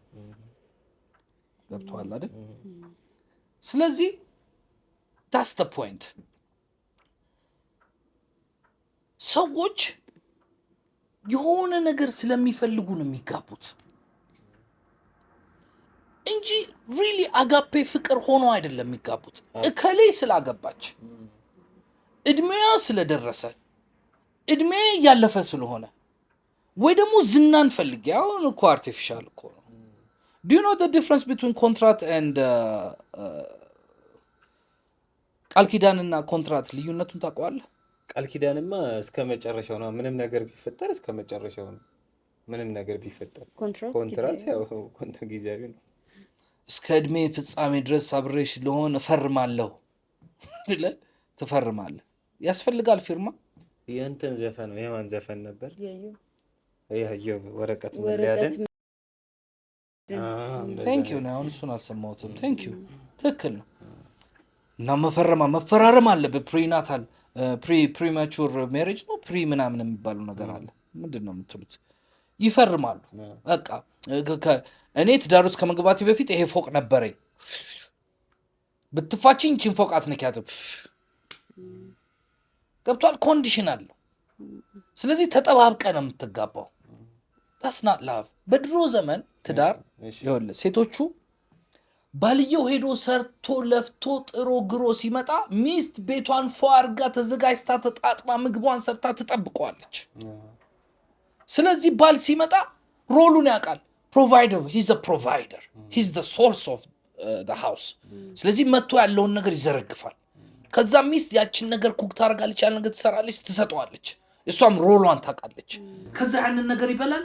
when he wants to have sex nay I want to have sex with you በቃላስ ዞር ይተኛል። በቃላስ he's happy እሷም she's happy።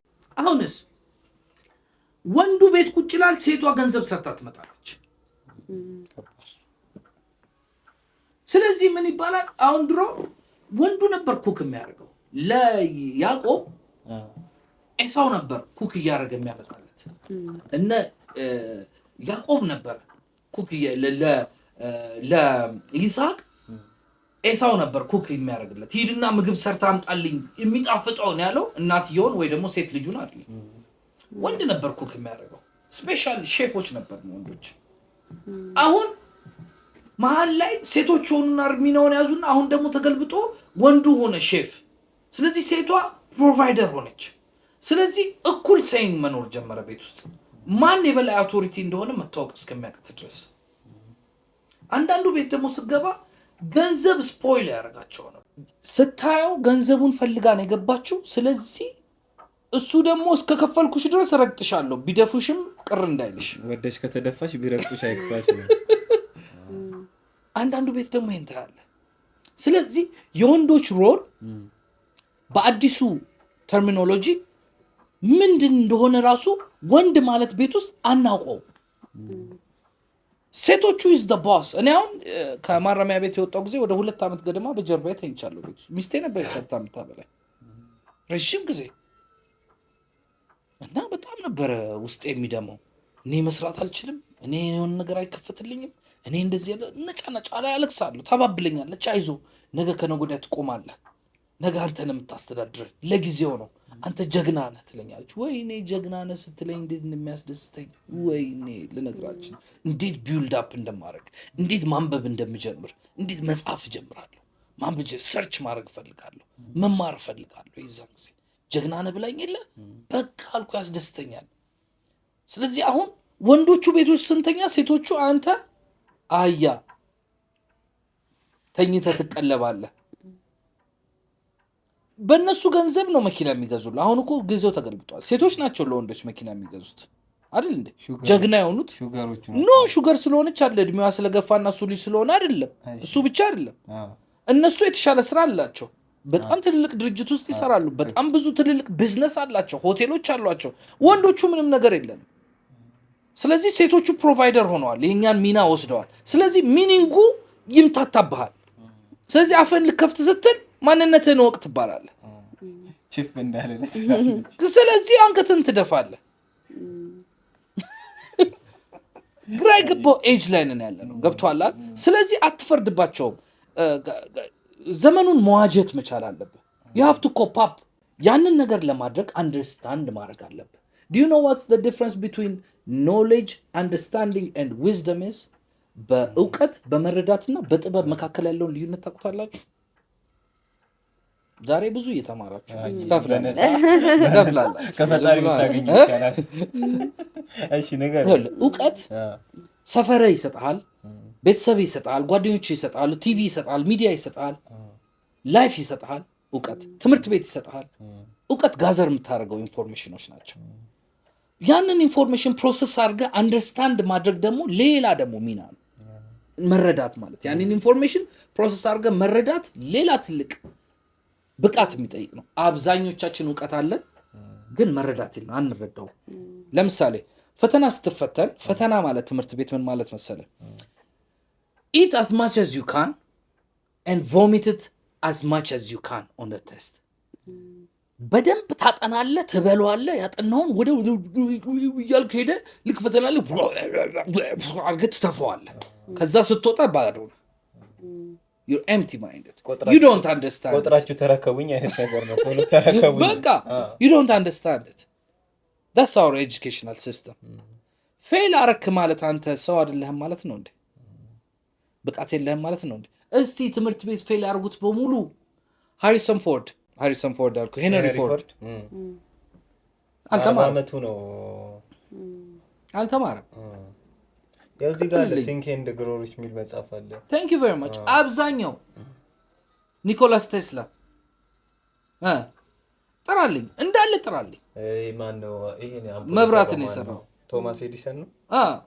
አልተማረም። እናቱ አንተ በጣም ደደብ ነህና ከዚህ ትምህርት ቤት አባረነዋል ብሎ ደብዳቤ ይዘህ ሂድ ብሎ አሽገው ሰሰጡት። እናትየው ጋር ሄዶ ሲያስነብባት አይታ አለቀሰች ማለት ነው። የኔ ልጅ ደደብ ይሉታል ወይ ብላ። ምንድነው የሚለው እናቴ ሲሏት፣ አይ ከዚህ በኋላ ልጅሽ በጣም ጎበዝ ስለሆነ እኛ ልናስተምረው አልቻልንም፣ ስለዚህ በቤት አስተምሩት ነው የሚለው ብላ እናትየው ነች ያስተማረችው። ምን አይነት ድንቅ እናት ነች! ይገርማል እኮ። እናትየው ስትሞት ነው ያን ደብዳቤ ከውርስ ውስጥ ያገኘው። ሲያነበው ካደገ በኋላ ደደብ እንደሆነ ገባው። እሱ ዓለምን አበራ። አየህ፣ ትምህርት ቤት ደደብ ነው ስላሉ ደደብ ነህ ማለት አይደለም፣ ግን የተማርከውን ነገር መረዳት መቻል አለብህ። የሰበሰብከውን ኢንፎርሜሽን ከጓደኞች ከቤተሰቦች ከምናምን የሰበሰብከውን ኢንፎርሜሽን ፕሮሰስ አድርገው መረዳት መቻል አለብህ። ስትረዳ ነው ገባህ የሚባለው። ከዛ ላ ግን ብዙዎቻችን ደግሞ ገብቶን ቁጭ ብሎናል። አሁን ብዙ ሰው ፖድካስት ላይ ብጠራ ብዙ ይገባዋል፣ ግን የማይነቃነቅ የለም። ገብቶት የማይነቃነቅ ሰው አለ። ምክንያቱም ዊዝደም የለውም፣ ጥበብ የለውም። ጥበብ ማለት የገባሽንና የተረዳሽውን ነገር መሬት ላይ አውርደሽ ስራ ላይ ማዋል ማለት ነው፣ ተግባር ላይ ማዋል ማለት ነው ጥበብ ማለት አይደል? ሰለሞን ንጉስ ጠቢቡ ሰለሞን ሲጠይቀው ምን ልስጥህ ምናምን ሲለው አንቺ ብትሆኝ እኔ ብሆን ገንዘብ ነበር ብለዋል። እሱ ግን የጠየቀው ጥበብን። በጣም ከመገረሙ የተነሳ እግዚአብሔር እንደውም አለ ላንተ ለልጄ ላንተ እንደውም ገንዘቡን ሁሉ እሰጥሃለሁ፣ ጥበቡን የምትጠቀምበትን ብቷል። መጀመሪያ ጥበብ ነው የሚያስፈልገን። እኛ ሁሌ መጀመሪያ ገንዘብ ነው የሚያስፈልገን። ዳስ ሮንግ።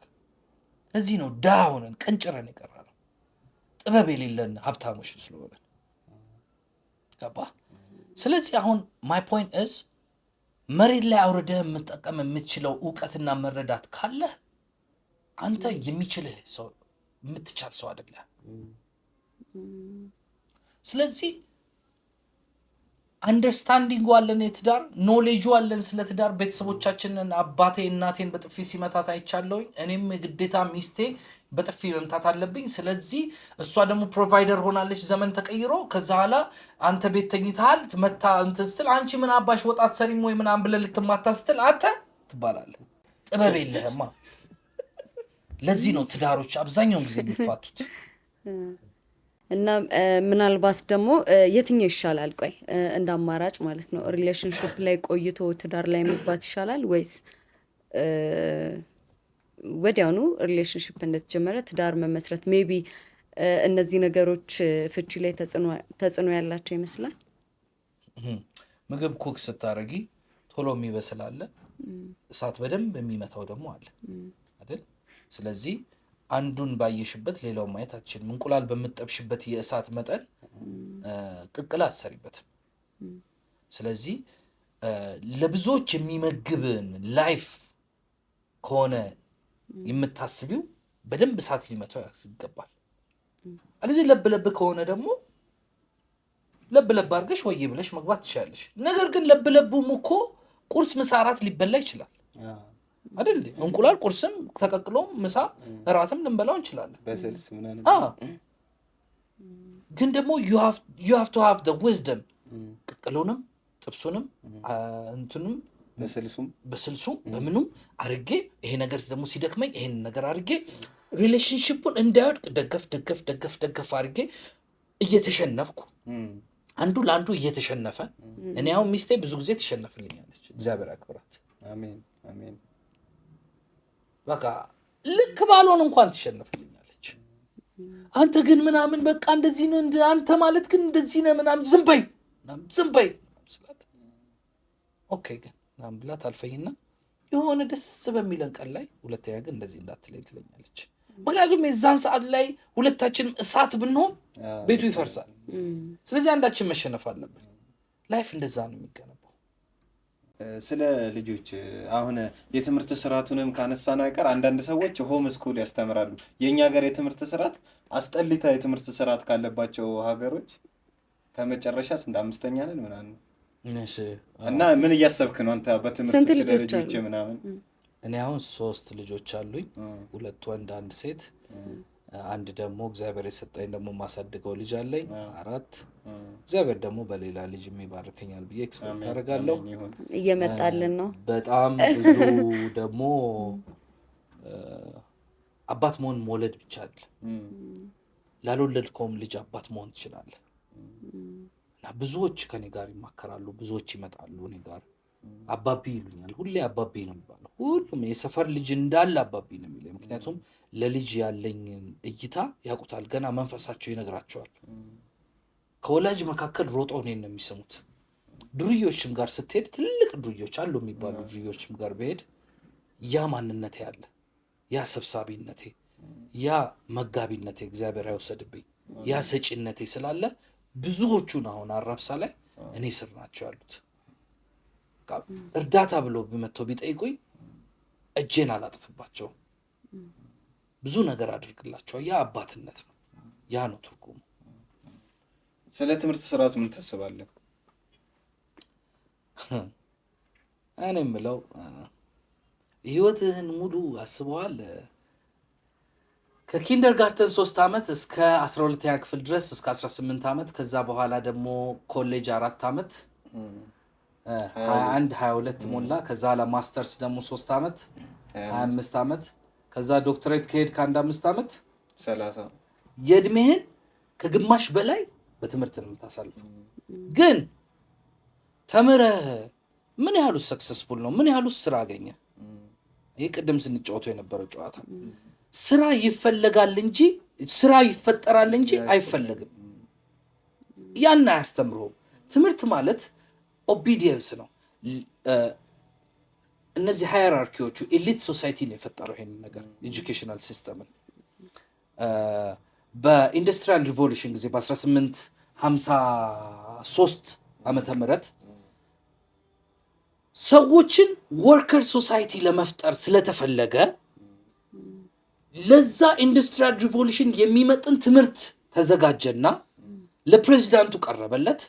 ፕሬዚዳንቱ ደግሞ ያንን ነገር ይማሩ ብሎ ቀመር ስላለው ውስጡ ታዛዥን ሶሳይቲ ወይም ደግሞ ስፔሲፊክ ኖሌጅን አድርገህ ያንን ሰውዬ እስከ እድሜው መጨረሻ ድረስ ለመግዛት እንዲመች ብሬን ዋሽ የሚያደርግ ኤጁኬሽናል ሲስተም ተፈጠረ።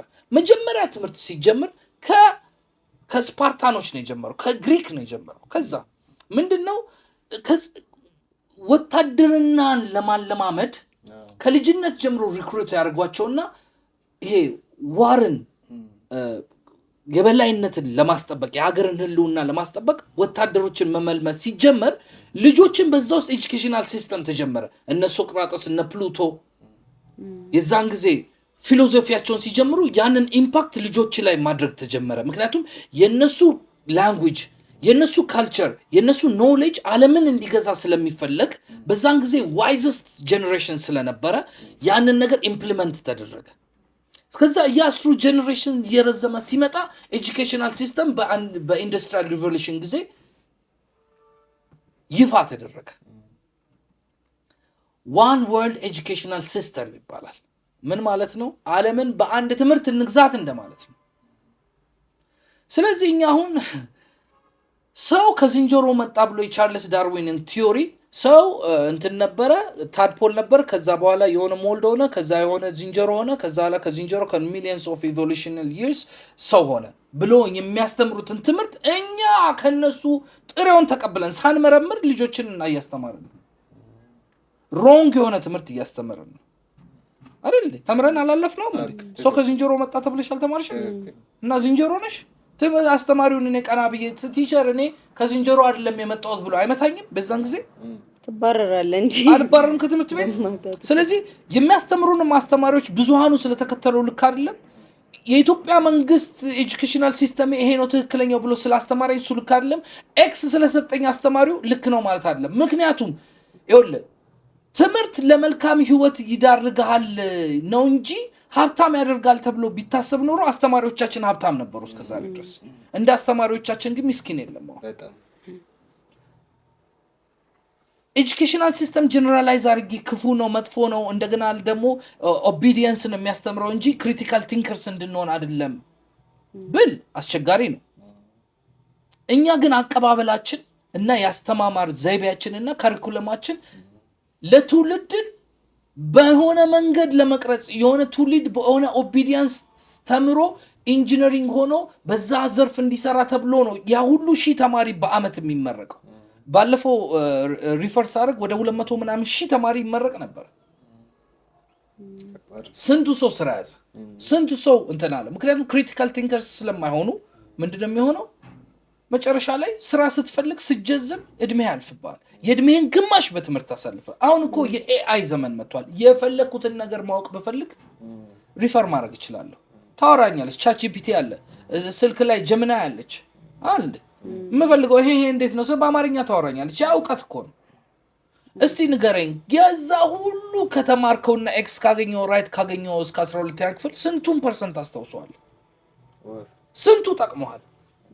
ስለዚህ የማይሆን ጃንክ ነው የተጫነብህ የማትፈልገውን። ግን ምንድነው በልጅነትህ ያንን ቦትልኔክ የሆነ ኤጁኬሽናል ሲስተም እዛ ቦታ ደርሳለሁ ወይ ኢንጂነር ወይ ዶክተር መሆን እፈልጋለሁ ብትልም ዶክተር እንድትሆን እርግጠኛ ስለማትሆን በመሀል ሀሳብህን ልቀይር ስለምችል ጀነራል የሆነውን ትምህርት ጃንኩን ይሰጡብህና ከዛ በኋላ መጨረሻ ላይ የራስን ነገር ትመርጣለህ ነው።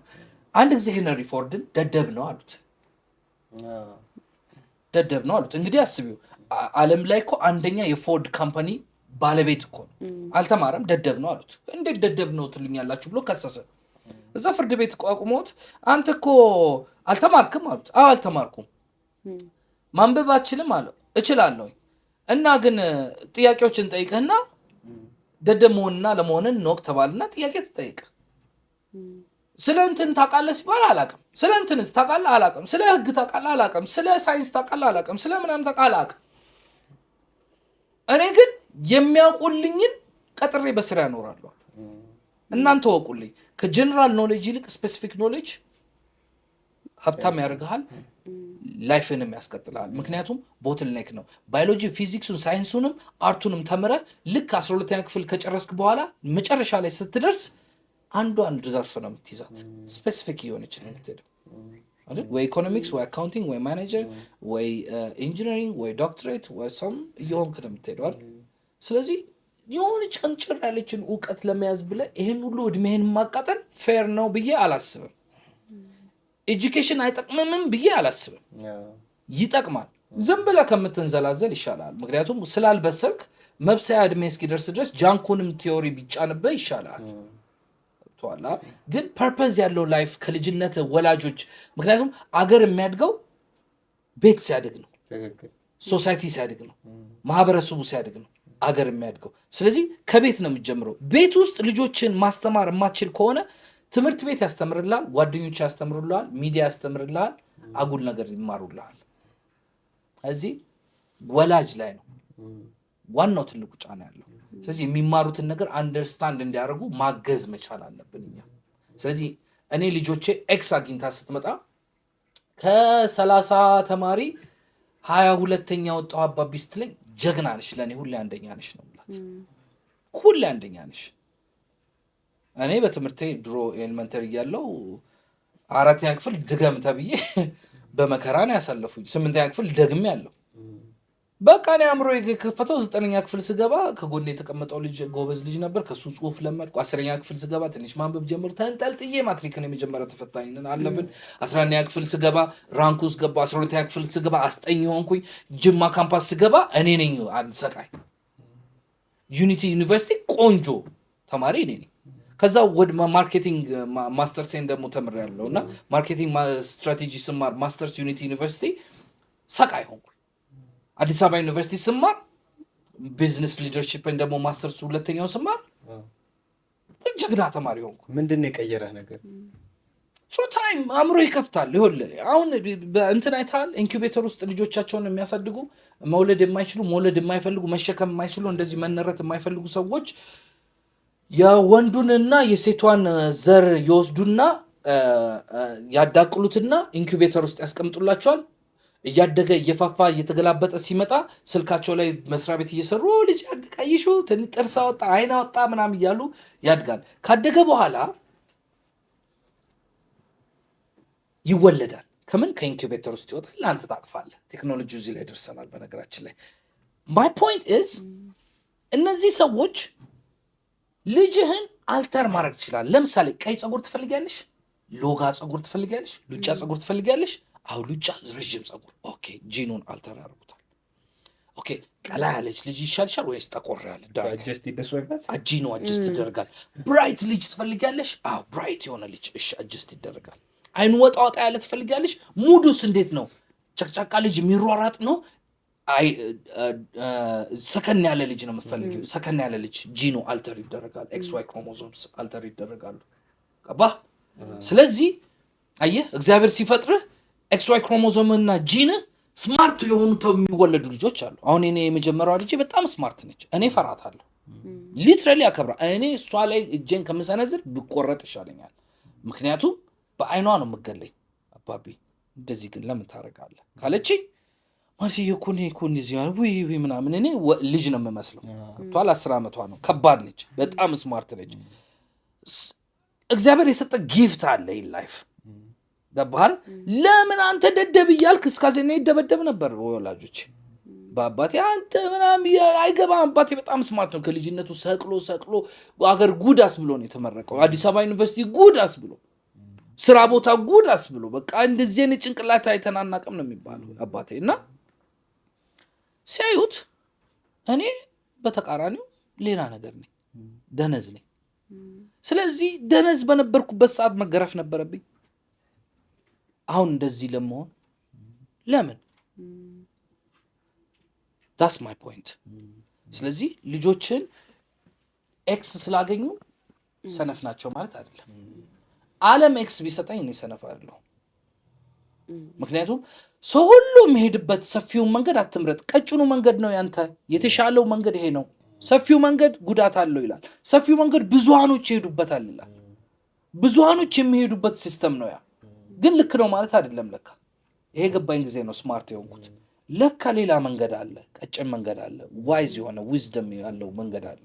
ያ መንገድ is the right one. That way brings you to the light. That way brings you to heaven. That way brings you to the inner enlightenment of self awareness. ይሄ ነው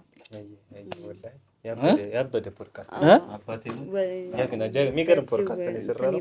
ጽድት ያለ ወላሂ መች እናመሰግናለን። ወጣቶቹን የመጨረሻ እኔ አንዳለኝ አንቺ የቀደሙንም ካለ የቀረበው ካለ ጠይቂ። አይ ጠይቂና ደግሞ ተሻመው ብዙ አይ ወጣቱ ያው ሞስሊ ተስፋ መቁረጥ ላይ ነውና ወጣቶቹን ምን ትመክራለህ? እና ሁለተኛ ጥያቄ ደግሞ ከጨረስክ በኋላ ይሻላል ወደ ቲክቶክ እንዴት እንደመጣብኝ ነገር። እሺ በቃ ከዚህ ጥያቄ ጋር ተያይዞ ወጣቶች ስላለች የኔም ጥያቄ እሱ ነበር። 4 እና 9 ምናምን ስለሚሉት ሰርተ ቪዲዮ በሱ ነው የተገናኘ ነው። እስቲ አያይዘ እሱንም አንድ ላይ ትነግረናለህ። አዎ ብዙ ወጣቶች አሁን ለምሳሌ እኔ ቲክቶክ ላይ የተቀላቀልኩት ከማረሚያ ቤት ከወጣው ከ1 ዓመት በኋላ ነው እና በጣም ብዙ ሰው ለመማከር እኔ ጋር ሲመጣ ሲደውል ሳይ አንዳንድ ሀሳቦችን ሼር ማድረግ ታዋቂ ከመሆን ይልቅ አዋቂ መሆን ይበልጣል እና እስቲ የሚጠቅማቸው ከሆነ አየህ ከባዶ ብርጭቆ ላይ ውሃ መቅዳት አትችልም ብያለሁ። ስለዚህ እኔን ልሙላና እኔ ተሞላሁት አለ። እኔ ከማረሚያ ቤት ስወጣ የሚገርም ነገር እኔን ትራንስፖርት ወደ አዲስ አበባ ከማምጣት ይልቅ የከበደው ያነበብኳቸውን መጽሐፎችና ሻንጣውን ማምጣት ነበር ከባዱ። ስለዚህ 2 ራውንድ መካሄድ ነበረበት። ባለቤቴ መኪና ይዛ ነው የምትመጣው ሸዋሮቢት እና ስትመጣ ከአቅም በላይ ስለሆነ መጽሐፍ የገባልኝ እና ያን ሁሉ መጽሐፍ ጽፌ አንብቤ ስለሆነ ሲወጣ ሸክም ሆነ። እንዴት አድርጌ እኔ ብቻዬን ይዤው ልውጣ? ስለዚህ 2 ራውንድ መካሄድ ነበረበት በመኪና። ከዩ ማጅን ማስተርሰን የጨረስኩት ማረሚያ ቤት ሆኜ ነው። ተከልክዬ አይቻል ማረሚያ ቤት ትምህርት አይቻል። ያውም ሸዋሮቢት አዲስ አበባ ቢሆን እሺ ወይ ቃሊቲ እና ዙር ብሎ አኑ ፌደራል ኮሚሽነር የማረሚያ ቤት ተፈቅዶልኝ አዲስ አበባ ዩኒቨርሲቲ ደብዳቤ ተጽፎ በስንት መከራ ለምን ታራሚ አይማርም ብዬ ብዬ አገር እያዝልኝ ብዬ I was the first one በሸዋሮቢት ውስጥ ማስተርሱን የተማረ። ስለዚህ ዓላማ ይዤ ነበር የገባሁት። ስወጣ ግን ያ ሁሉ መጽሐፍ አልጋ ስር ገባ። ያ ሁሉ ያነበብኩት ነገር ምንም መሬት ላይ አልተዘራም፣ ጊዜ ስለሚፈልግ ስለነበር። ከዛ ላይ ከወጣሁ ከ1 ዓመት በኋላ ቲክቶክ ጀመርኩኝና ምን ነበር መሰለ ይሄን ሁሉ ሰው ግን የምር ዴቭ መክረህ ቀይረህ ትችለዋለህ ይለኛል ውስጤ። አንድ ጊዜ አንድ ምሳሌ የሆነ ህፃን ልጅ አሳ ውሃው እየገፋቸው አሳዎቹን ወደ ዳር ያወጣቸዋል እና በሺዎች ነው እየገፋ የሚያወጣው እና የሆነ ልጅ አንድ አሳ እያነሳ ይወረውራል ማለት ነው። ቀኑ ሙሉ ጠዋት ላይ በቃ ይወረውራል፣ ምሳ ላይ ይወረውራቸዋል ወደ ውስጥ እና ሊጨርሳቸው አልቻለም። እና ስቃዩን ተረድቶት የሆነ ሰውዬ ትልቅ ሰውዬ ነው ልጄ ምን እያረክ ነው አለ። አሳዎቹን እያዳንኳቸው ይሄ ሁሉ ሺህ በደቂቃ ውስጥ እንዲህ እየተፋቸው ውሃው እኮ this is nature አሉ። ይሄ እኮ ተፈጥሮ እኮ ነው።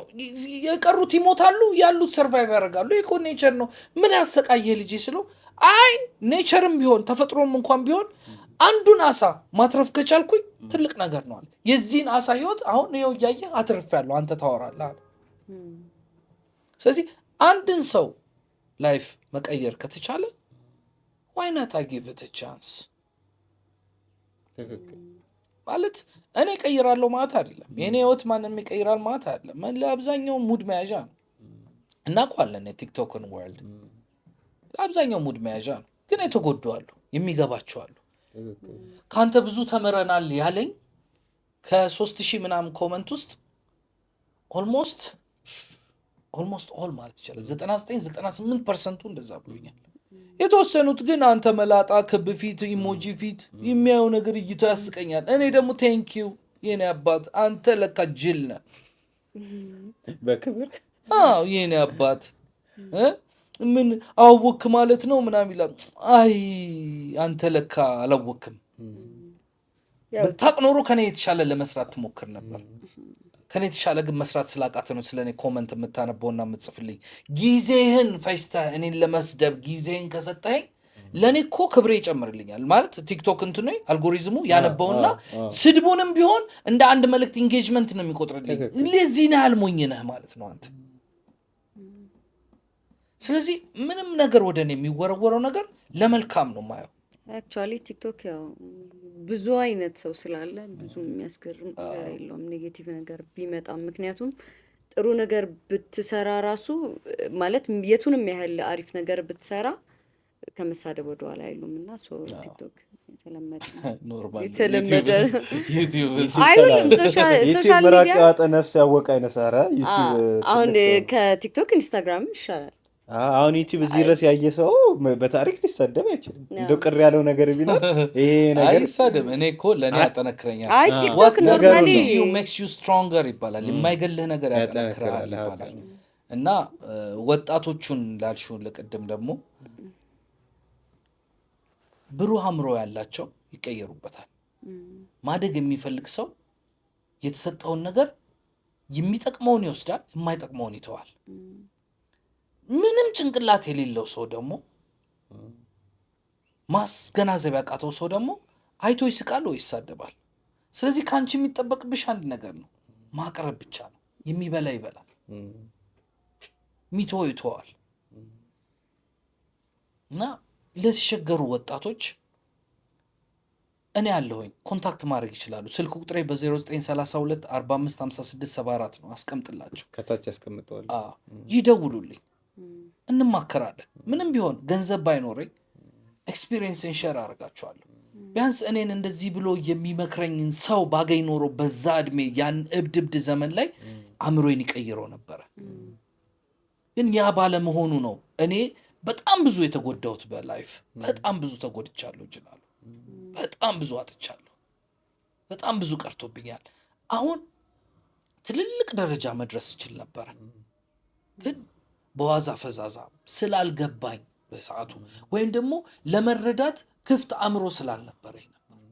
ስለዚህ ይሄንን ፖድካስት የሚያዩ ወንድሞቻችንና እህቶቻችን እድሉን ሰጥቻቸዋለሁ፣ አለሁላቸው። ነፃ ነው፣ አላስከፍላቸውም። እግዚአብሔር ቢረዳኝ ከዚህ በላይ ባደርግላቸው ደስ ይለኛል። ዩቲዩብ ቻናል ብትከፍት አሪፍ ነበር አለኝ። ወደ 80 ምናምን ቪዲዮስ ያለው ዩቲዩብ ሜንሽን አደርጋለሁ። ተነግር ማን ነው የሚለው?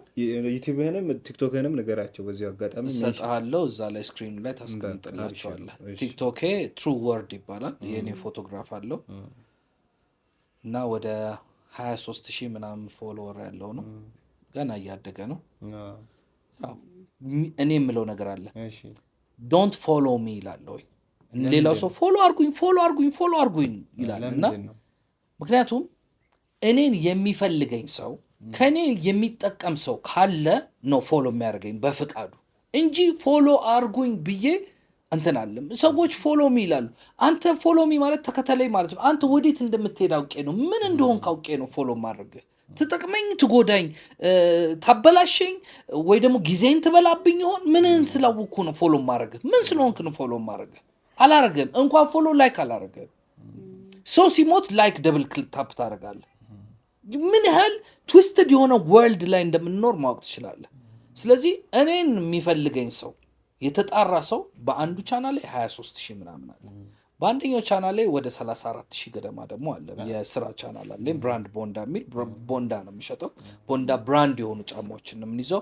ሃይ ክላስ ቪአይፒ የሆኑ ጫማዎች ነው። ቪአይፒ ነገር የሚፈልግ ሰው መጥቶ መጎብኘት ይችላል። አድራሻችን ቦሌ አራብሳ ነው፣ ጨርቆስ አደባባይ ወደ ኡራኤል መውረጃ የመጀመሪያው ዩተርን ጋር ብሎክ 502 ነን። ሲመጡ ብራንድ ቦንዳን ፈልገው ከመጡ በ0911 556293 ላይ ደውለው መምጣት ይችላሉ። ጫማ እስክፈልጉ ጫማ በጣም ትልቅ ትርጉም ስላለው ነው ጫማ የምሸጠው። እሱን ደግሞ በሌላ ጊዜ እናወራዋለን። ወጣቶች መማከር ከፈለጋችሁ ሎኬሽን ነግሬያቸዋለሁ፣ መምጣት ይችላሉ።